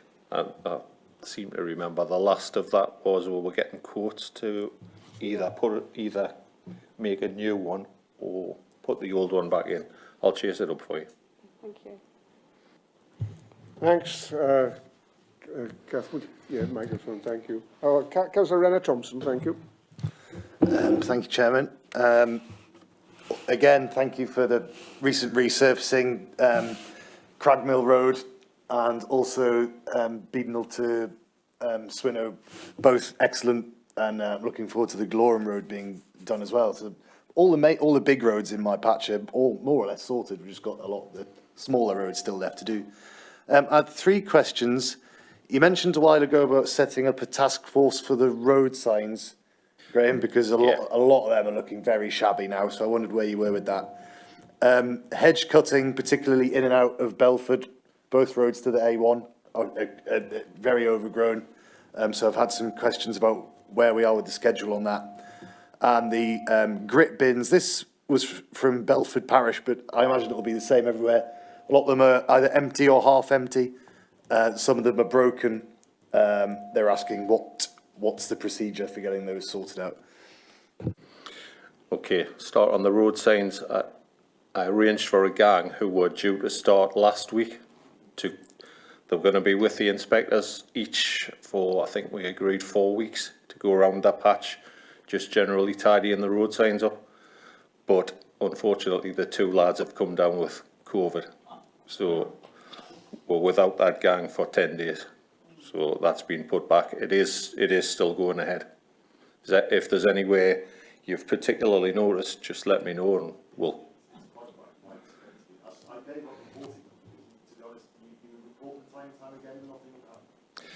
Yeah. Yeah. This has just become a bit of a bee in my bonnet in the last 10 months or so.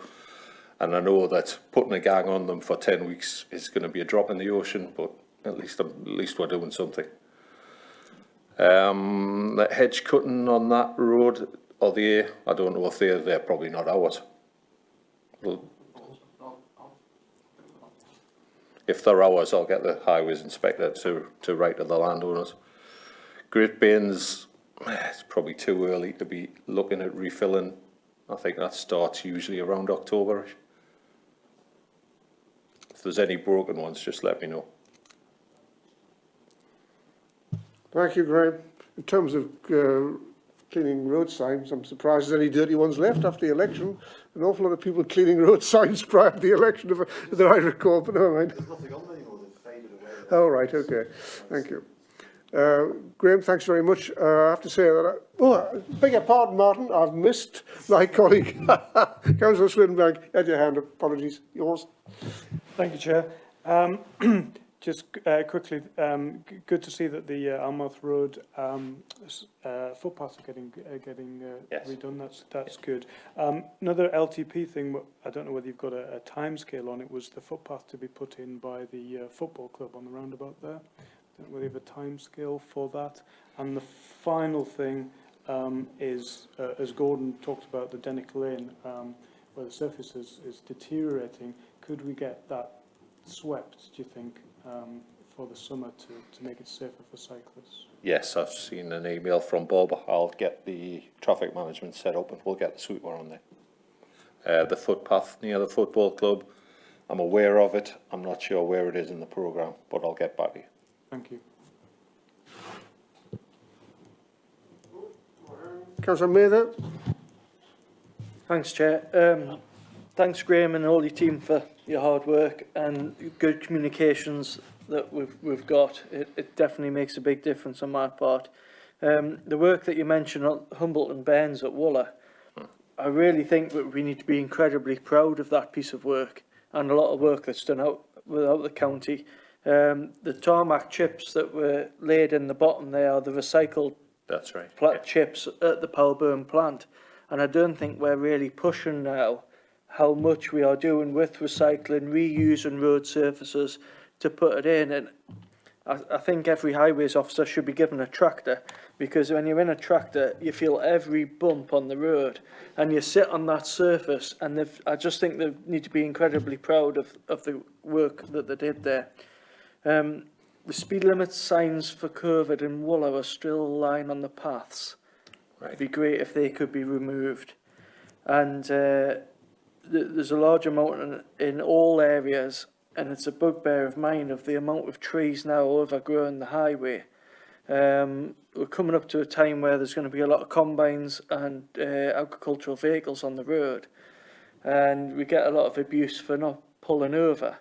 And it's to the point now where we can't pull over. We're having to sit with the combine fully on the road, because with it being square, there's physically nowhere to get us on the verge anymore. And I think as a council, we're going to have to seriously look at whether we take ownership of this and get on with we've got the kit that can do this, cut it back with a blade and deal with it, or whether we have to contact each individual landowner. But I do think it's going to be a major problem going forward. The final question I've got is, I've been told today by an inspector that the funding's been dramatically reduced. His funding's been dramatically reduced for drain repairs and maintenance. Could you give us a bit of an explanation about that? And because I was led to believe that funding for roads and repairs was increased. Last year was a bit of an anomaly. We had a lot of money last year. It's drastically reduced this year. We just haven't got it. Exactly for what? I didn't quite, for drainage, for all sorts of, like, we're patching budgets are cut this year. Our drainage refurbishment budgets are cut this year. We're doing what we can, but the money will run out. And is that a Northumberland policy that's reduced that funding, or is that a central government? No, this year's funding is probably where we would expect it normally to be. Last year we had additional money. And we've got no access to that now. I don't think we'll get any more this Sounds like a cabinet question. year. Thanks, Graham. Just back on what you were talking about there, Mark, about the recycled stone. When there's not enough being made of that, we're saving the council millions of pounds, literally, by doing that. I don't think people realise how much we're saving. No, it's a very good point. We probably do need to promote it a bit more. No doubt about that. Thank you. Councillor Clark. Graham, I'm constantly chasing Martin King on the 81068 underpinning. Right. You couldn't push it forward a little bit? Find out where that's up to, Terry. At the same time, you did promise would clean the roundabout when the road was shut. Yes, so it's been going on that long. Yes, exactly. I'll find out. I mean, I don't think that's getting any worse in the last year or so. That Merit, but I think that it does need done. Definitely needs done. I'm sure the money's still there. Well, it should It's from be the coal because it was board, the yeah. coal board, wasn't it? Yeah. I'll find out. Thank you. If that's it, no more questions for highways. Yes, I think the programme has been a good one actually, and the standard of workmanship generally good. We seem to be getting there, but I had realised there was a major budget deficiency, but it's not a deficiency. We're just back. We just got a bit extra last year, quite a lot extra, Right. didn't we? We're Yeah, back to that's where we had budgeted for this year, That's right. which is where we seem to be. Okay, if there are no other questions for Graham, I'll move on to Bob. And thank you, Graham. That's very helpful. Bob, if you'd like to give us a little presentation, and then we'll give you the same treatment. Thanks, Chair. Start off with a bit of a thank you to the frontline staff. Right from lockdown, 23rd of March 2020, our teams have continued to undertake their essential frontline duties and continue to work in the most challenging times we've all faced. I'd like to pay testimony to all NCC frontline staff and the teams. We're currently experiencing greater numbers of staff either off with COVID or have been pinged by the track and trace system or just self-isolating due to family and close contact. However, we continue to deploy essential frontline services across our areas. On the waste side, the residual and recycling waste collection services are continuing to perform well. Garden waste services have been stretched several times this season already. New house builds continue to stretch the service. Perfect growing conditions also increase the weight of grass cuttings in the bins we collected. In basic terms, it just means that we're travelling to the tip more times in the composting facility. It means that we have to do more runs to the tips in the composting facility. The vehicles fill up faster. Each trip to the facility adds time to the working day and challenges our ability to complete the runs before the facilities close and we cannot access them. We usually will undertake a garden waste service review at the end of the season to look at the efficiencies and make the service more manageable. We've got a further 569 customers in the north alone, just in our area alone this year.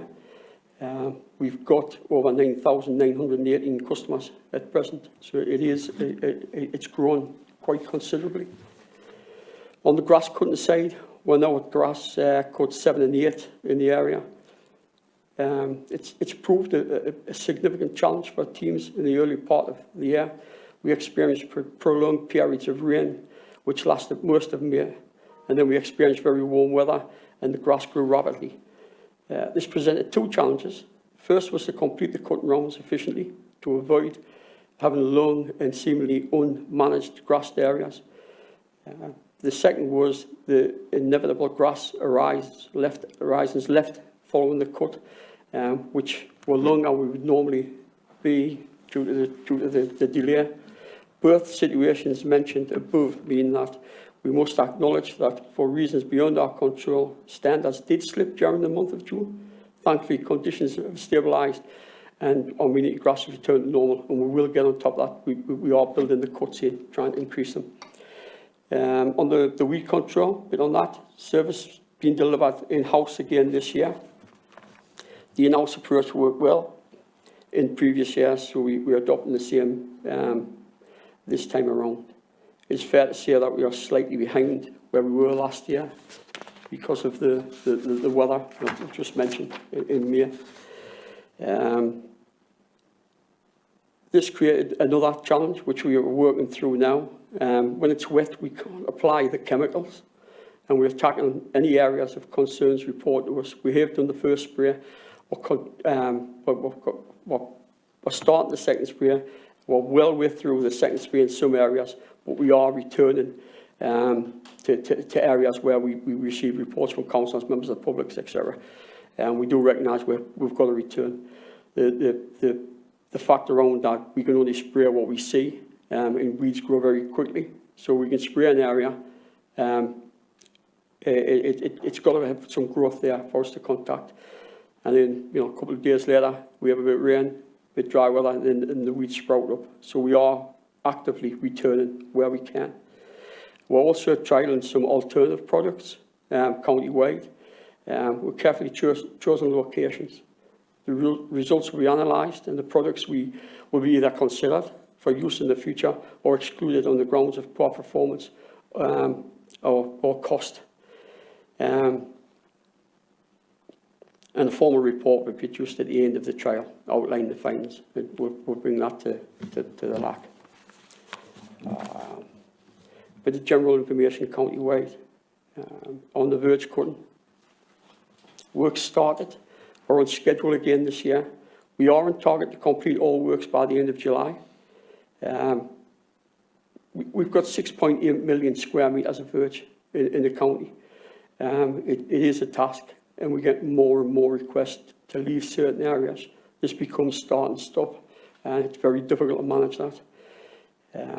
We react quickly if we need to revisit any sight lines, any areas of junctions that we've cut, and we get a fast growth on those. We are returning to tackle those. Been on memorial testing. We are responsible for the safety testing of all memorials in our cemeteries and churchyards.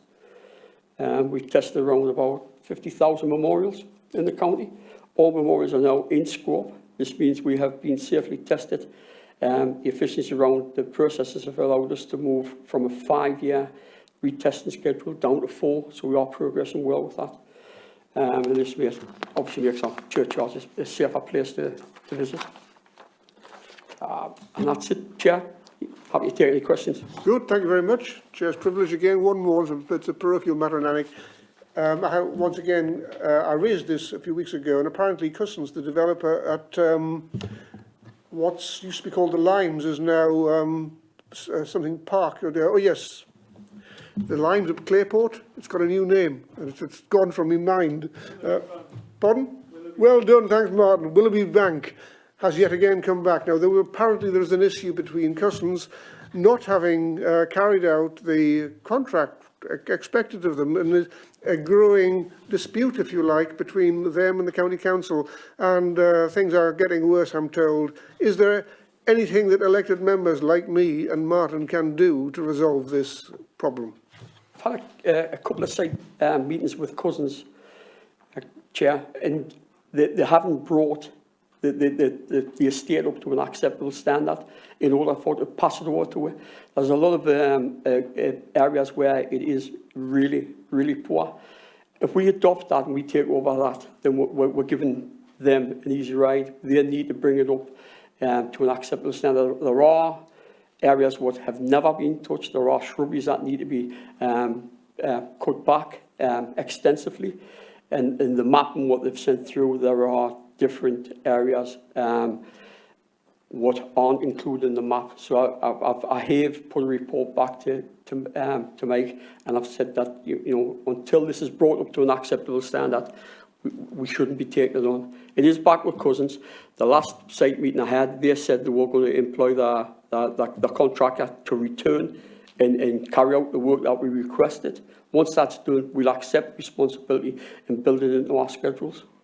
But there's no sign of it having happened, apparently, because I got another email today. Would it help if I went to a major shareholder, if not 50% shareholder, is, of course, Northumberland Estates? I'm tempted to go to the estates, head of estates management there. It may help. Any help would be appreciated. I think, looking at Martin, I think I'll do that, okay? And say, look, could you intervene here? Thanks very much. Councillor Thorne, sorry. Thank you, Chairman. Yes, the verge trimming, I feel, has been better than it's ever been. It seems to start earlier. I get far less calls these days about, cutting the grass on the roadside, so very impressed with that. I have had a couple of complaints about weeds and grass, but, the same as you, it's been very wet and it's been very hot. The grass and the weeds have grown quickly, and, I think you're doing a great job. I had somebody, Hampeth, just down from Hampeth, complaining about the path. That was the bit of path that I sort of half cleaned, but they must be on about the other path now. And also some weeds on the new bridge at Weldon Bridge. If they could be sprayed a little bit, that would be great. But otherwise, very happy. And finally, great support on the litter picking. You know, Carol Hesse, phoning the boys, just been tip-top. No, very, very good. Smashing, thank you. Thank you. Yes, Paul.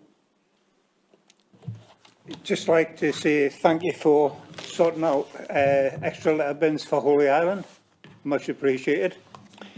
And your response to the verge cutting when I've highlighted the areas, it's been a great response. So again, thank you on that one. You mentioned that war memorials now come under your remit in-house. Is that correct? No, just ordinary memorials. Just ordinary memorials? Yeah. Yeah, so you're not responsible for war memorials as such, no? No.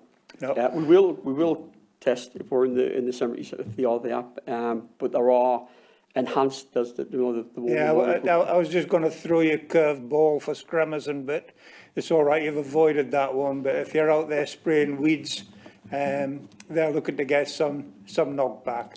Thank you. Thank you. Sorry, I forgot who had the hand. Oh, yes, it was you, Jeff, yes. Councillor Watson, so it was, and you're next guy. Okay, this will probably interest Jeff as well. Bob, can you just talk us through, obviously we're getting a lot more litter on the coast now. Every parish council is complaining about it. But I keep saying to them, we're doing more, we're doing more, we're doing more. Can you just explain, for the benefit of, I think, everyone, what we've actually got in place at the moment? Yeah. It varies, but our aim is to cleanse, empty and cleanse the areas, all areas, at least twice a day. But we're achieving that 3 times a day. On the course from Beadnell through to Bamborough, we have a 9-hour crew on Saturdays and Sundays, and we're tackling all of the areas. We aim to get 3 empties per day. The footfall is absolutely massive. It's a moment in time. We will empty the litter bins. We will travel the route. It's a capacity issue as well. We've moved from a 3.5-ton vehicle to a 7.5-ton vehicle to allow us to carry more capacity. But once that's filling up, we then have to run to the transfer station in Alnwick. That's time out a day. So we're coming back. But we are achieving 3 cleanses per day, 3 empties per day. We have put additional litter wheel bins in Bamborough to cope with that. We recognise there's some areas where it needs extra provision. The difficulty there is if the refuse vehicle with the side lift that lifts the household, or we would say wheel bins, has a breakdown or it is off the road for servicing, we've then got to manhandle that. So it benefits us more if we can do more frequent cleanses, because obviously the litter bins are lighter, or the wheel bins are lighter. Our aim is to a round robin of 3 times per year. Thank you, Bob. I mean, the reports I had from the street vendors in the car park at Beadnell the other day was this weekend was the busiest weekend they've ever had in history ever. And I'll compliment on you. Last year, the year before, I was getting regular complaints about the state of the toilets, particularly in sea houses. Not getting those complaints this year. I think the investment that we've put into them has helped, but I'm sure you're cleaning them more as well.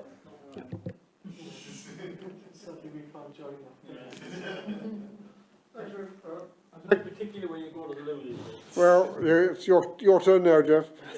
I just want to talk about weeds. At the last council meeting, you mentioned that you were looking at various ways of doing it. Somebody suggested that we have blue dye put in so you could see where you were going to spray. I just think that's the craziest, so stupid idea I've ever heard in my life, and I hope you're not going to do that.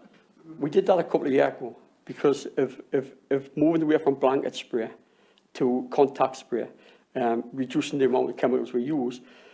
People were saying we weren't there. Exactly what I said previously. We can spray a weed, we can kill that weed, and then the one a foot along from that roadway will grow in the next couple of days.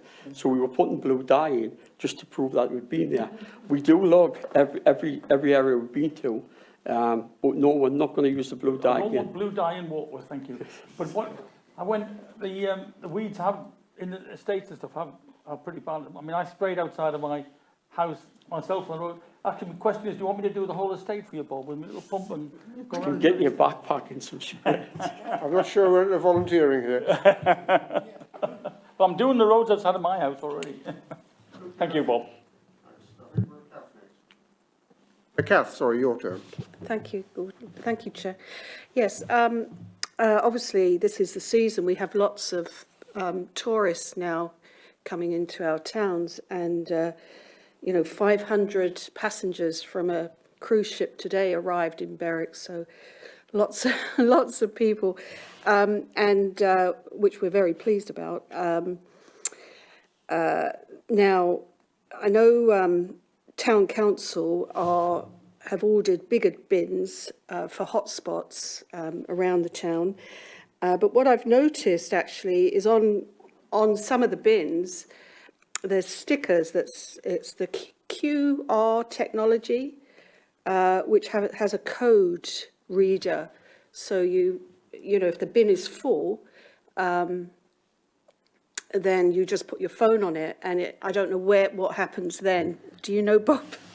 Do you know what happens? It is a town council initiative, but perhaps it goes to somewhere, and then they get somebody to go and empty the bin. We had some dialogue with the town council over that.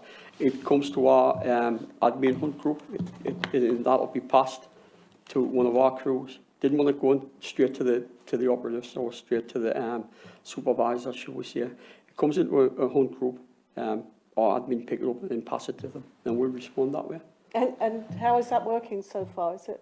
I don't know. It's relatively new. Quite and from new. your I think email, that was the first I'd seen it. Excellent I haven't been initiative. informed that they were putting them on the bins. We knew they had discussed it and the possibilities, but I wasn't aware that they'd actually put them on the bins. Yeah, so it's good as long as It's good if it somebody works, yeah. As long as somebody picks up the message that the bin's full and empties it, then it's going to work really well. I would think. Town council perspective, and from the photos you sent earlier, we need to move to larger capacity bins.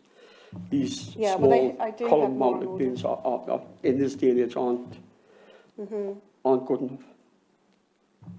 Good. Good. Well, thanks for all the work that you're doing. Great job. Thank you. Thanks, Kath. Thank you. And I think, oh, sorry, Martin, I nearly forgot you again in the far corner. Thank you, Chair. It was just, I'm pleased to hear from Guy that the toilet situation in Sea Houses is much better. We've had recently quite a few complaints with regard to toilets at Almouth. In terms of cleanliness. So it was a couple of questions. I know you were cleaning 3 times a day during the COVID period. I wonder whether that is changing now that COVID has we've relaxed somewhat, and whether that'll have an effect on the Almouth toilets, because it's obviously it's not just a cleanliness issue, but presumably it's a capacity issue when there's only one person in, one person out. Yeah, we've got no plans to reduce it at the moment, or I haven't been informed. We're still running with the service until we get told otherwise. I would really love to continue with it, because there has been an improvement. Almouth do need a bit of an upgrade. We're aware of that, and that's in with the overall plan of refurbishment of the toilets. That's ongoing, but no plans at the moment, Martin, to reduce it. Thank you. Thank you. And I nearly missed you again, Mark. Councillor Mather has the floor. Bob, thanks for you and your team for all your support about the toilets and advising us on cleaning them and getting them prepared and stuff.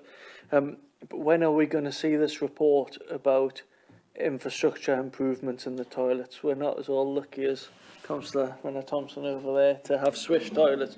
I mean, ours are quite an embarrassment. And I think Wooler's going to be at a breaking point in the next 2 years, where Ardgeffron's expecting tens of thousands of visitors to Wooler, and I don't feel we're prepared. And one aspect is our public toilets, and we keep getting told about this report, but we've not actually seen it in its findings. It's imminent. It's been dealt with above my level, so it is imminent. It's coming out. It'll probably the work will probably be in the this year and next year's budgets, so it's set aside. But it'll be on. There'll be a criteria for tourist centres, towns and centres that's really busy. I would expect all that to be a part of that. It's another cabinet question, I think, actually, because there is a plan, and I know Alnwick has an expectation, and Almouth has an expectation, and I've no doubt others have. But I would take it up with the cabinet member, actually. Thanks, Bob. I think that's it, but the only thing I'll say, and I meant, which one, with all the walkers and people working from home, walking out and picking litter, it's become a big issue. We've got a litter picking group running of 200 plus who do a job, and it's good. However, one of the criticisms that comes back, it's not so much the litter, it's the amount of council signs left by the roadsides. Clutter is the best I can call it, and that's a constant criticism. Now, I haven't personally gone out to say, oh, yes, I'll say, well, this is something I'll raise. I wasn't aware of it. If it's the A1, it probably isn't us, but on the other hand, it might be. And I wonder, are we aware that there is a public expectation that we will take away our clutter with us when we've finished a job, not just leave it by the side of the road, because it appears to be happening quite consistently, or has been happening consistently.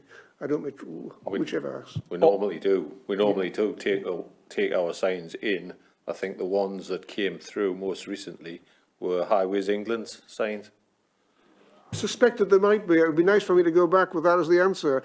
Is there a route to Highways England that the council can? Shall we make this point too? How would we do that best?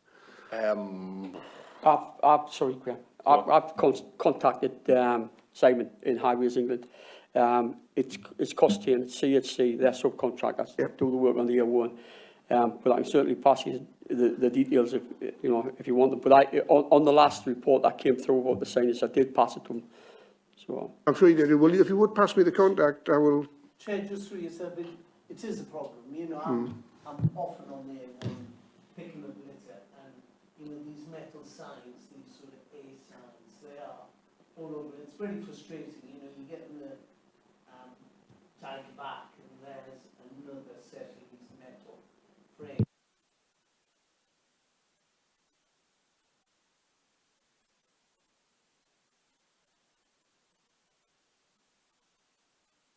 Yeah. If you send me the details as chair, I will write to and make these points. Thank you very much.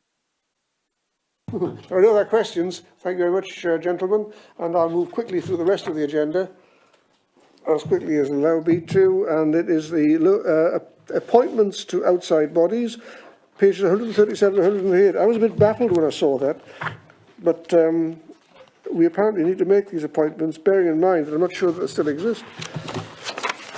So, if we can rattle through this so quickly, Almouth Playhouse Trust, that's me, I'm quite happy to stay on it. An Sporting Club, it's in limbo. Is that? Yes, I think that's the best thing to say about it. Just leave that one for the moment. I'll discuss that with Martin and see how we take that one forward. I think it's got a constitution still, and I think it's now got a further lease of life in the sense we're planning to do a bit more on the non-football, cricket and rugby sporting side in town. So let's leave that. Anytown Football Club Board Management Committee. I used to be on it, but I'm not sure if that's necessary anymore. There's now a junior football side and a senior football side. If you want to leave that with me, I will find out exactly what they expect. Whether we need a board member on a football club, of all things, from the county council. I'm not absolutely certain we do. Leave that with me. On the other ones, Amble Development Trust. Terry Clark and me. Thank you. Butler Ember Charity. Me. Thank you. Eastern Borders Development Association. That's me, Gordon. I'm on it already and it needs some berries. Thank you, that's done. Glendale Gateway. It needs two, so... Oh, does it? So I don't know if... Thanks, gentlemen. Chair, I'm happy to sit on it. I've been on it in the past. And that's decided. Councillor Hunter and Councillor Seymour. Glendale Gateway Trust. Who else?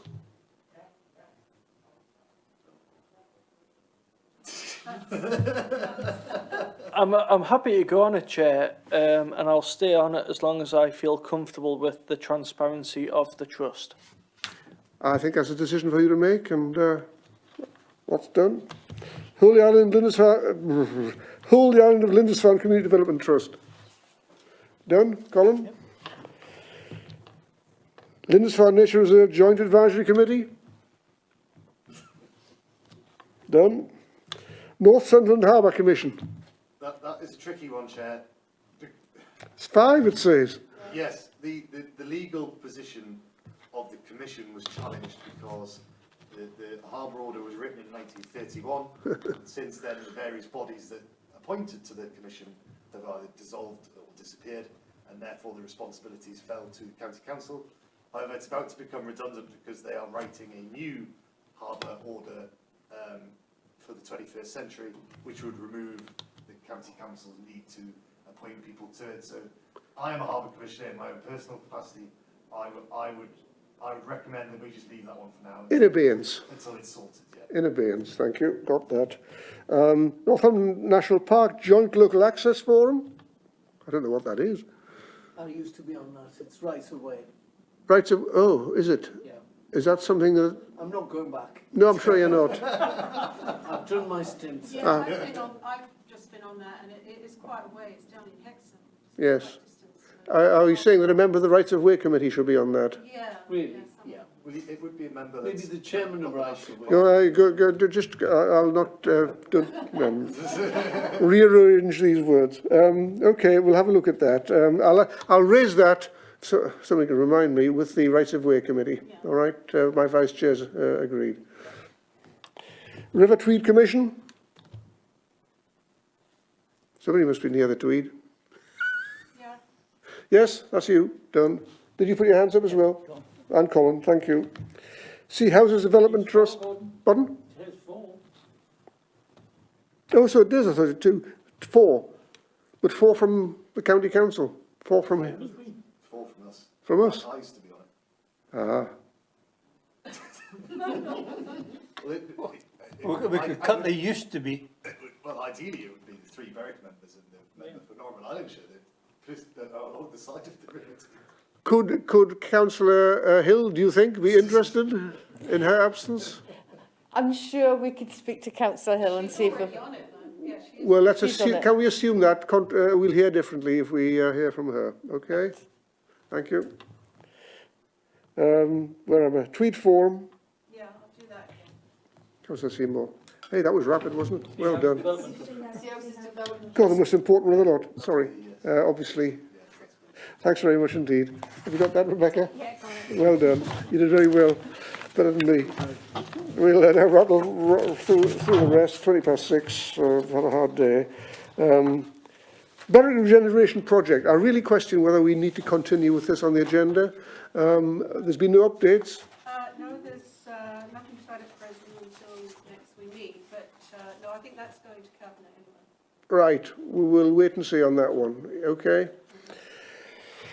Members' local improvement schemes. You've got the provider for information only. Yes? Sorry, Councillor Watson. I've complained about these details that we get out because they're rubbish. What? I don't know whether anybody else believes it, but they're absolute rubbish, the details that we get out. It shows schemes that haven't been completed and they have. It shows stuff that's happening and it isn't. And I've complained and they're looking at it. Is it just me? Is everybody else, are their details correct? I only look at mine, generally. Pretty much. Okay. Well, it must just be mine. I don't know why. But when it says things like proposed completion of something in 2017, for example, on Trevor Thorne's scheme, contribution to Tilside Parish Council, not made yet, 2017-18? Is that right, Trevor? I'm not sure. Yeah, this is what sort of thing I'm talking about. It's just the money. I'll answer that. As Yes, parish Councillor clerk, Hunter. they haven't put in the play area yet, so they would still like that contribution, but they haven't put a request in until they're doing it, because there'll be money that'll be in Councillor Murray's as well. See, this does happen actually. Yeah, this does happen. For example, in Alnmouth, there was a request to put money into a scheme to recobble Prospect Place, and I agreed to put £4,000 in. It turns out it's not adopted, and so there's a discussion going on about the details of that at the moment, and that appears on my thing, but I haven't spent any money on it. Guy. I have a complaint about the improvement schemes. It seems to be much more onerous to get things done now. Yeah, it does. Remember 4 years ago, you would just say what you wanted, and they did it. There was no questions, and everyone was happy. Now you have to fill in all this paperwork, and they can turn around and say no. Well, they should be able to tell me how I can and can't spend my money. can I say, I made a complaint of a similar nature myself to say it used to be straightforward in the form such as I was. Now I have to send in three estimates, you're joking, plus a member's request form, which you never sign anyway because it's sent electronically.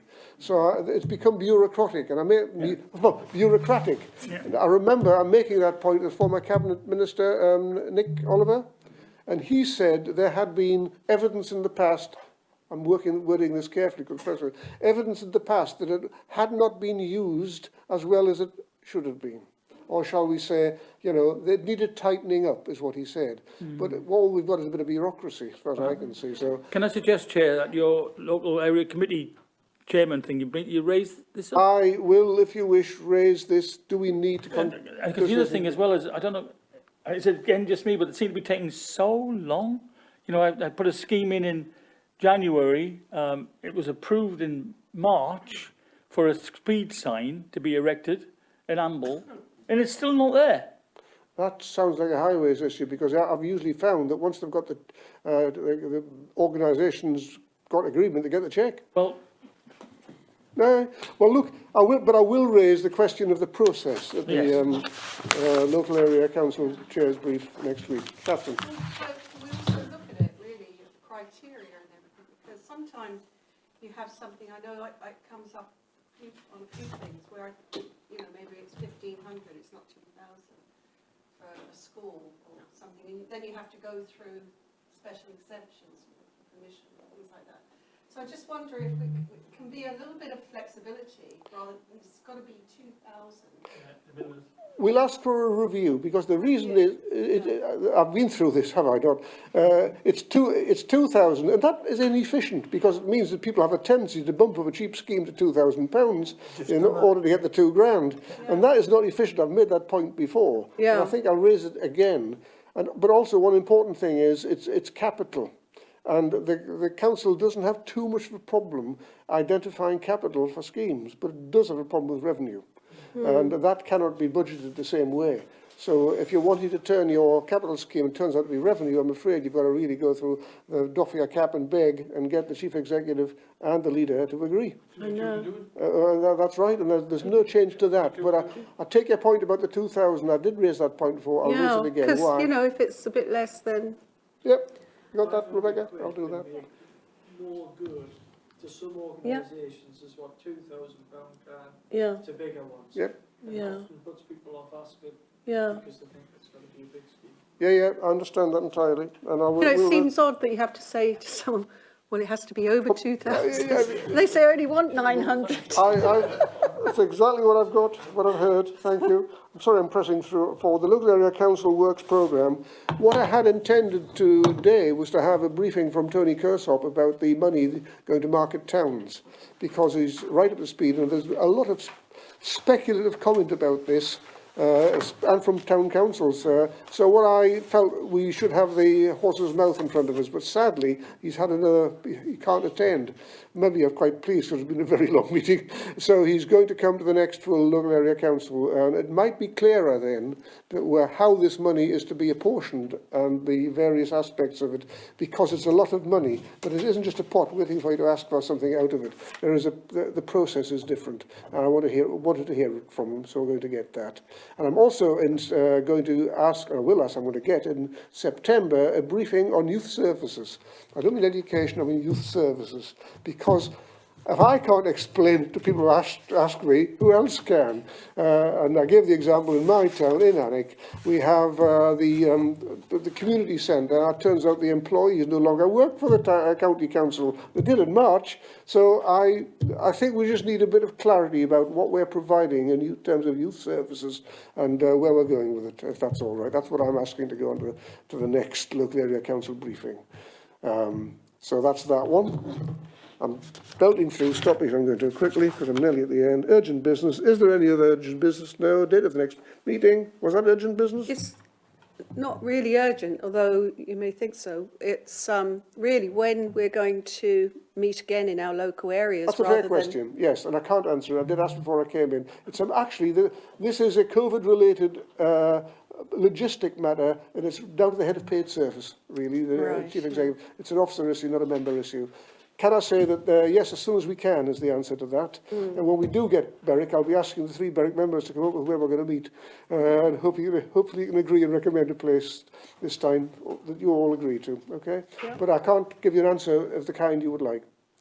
Thank you. Date of next meeting? God, it's in August. Thank you. Thanks very much indeed. Thank you, everyone. It's been a long meeting. Thank you. Officers. Just Thank like you. old Yeah, times. pleasure. Good Just stuff. like old times.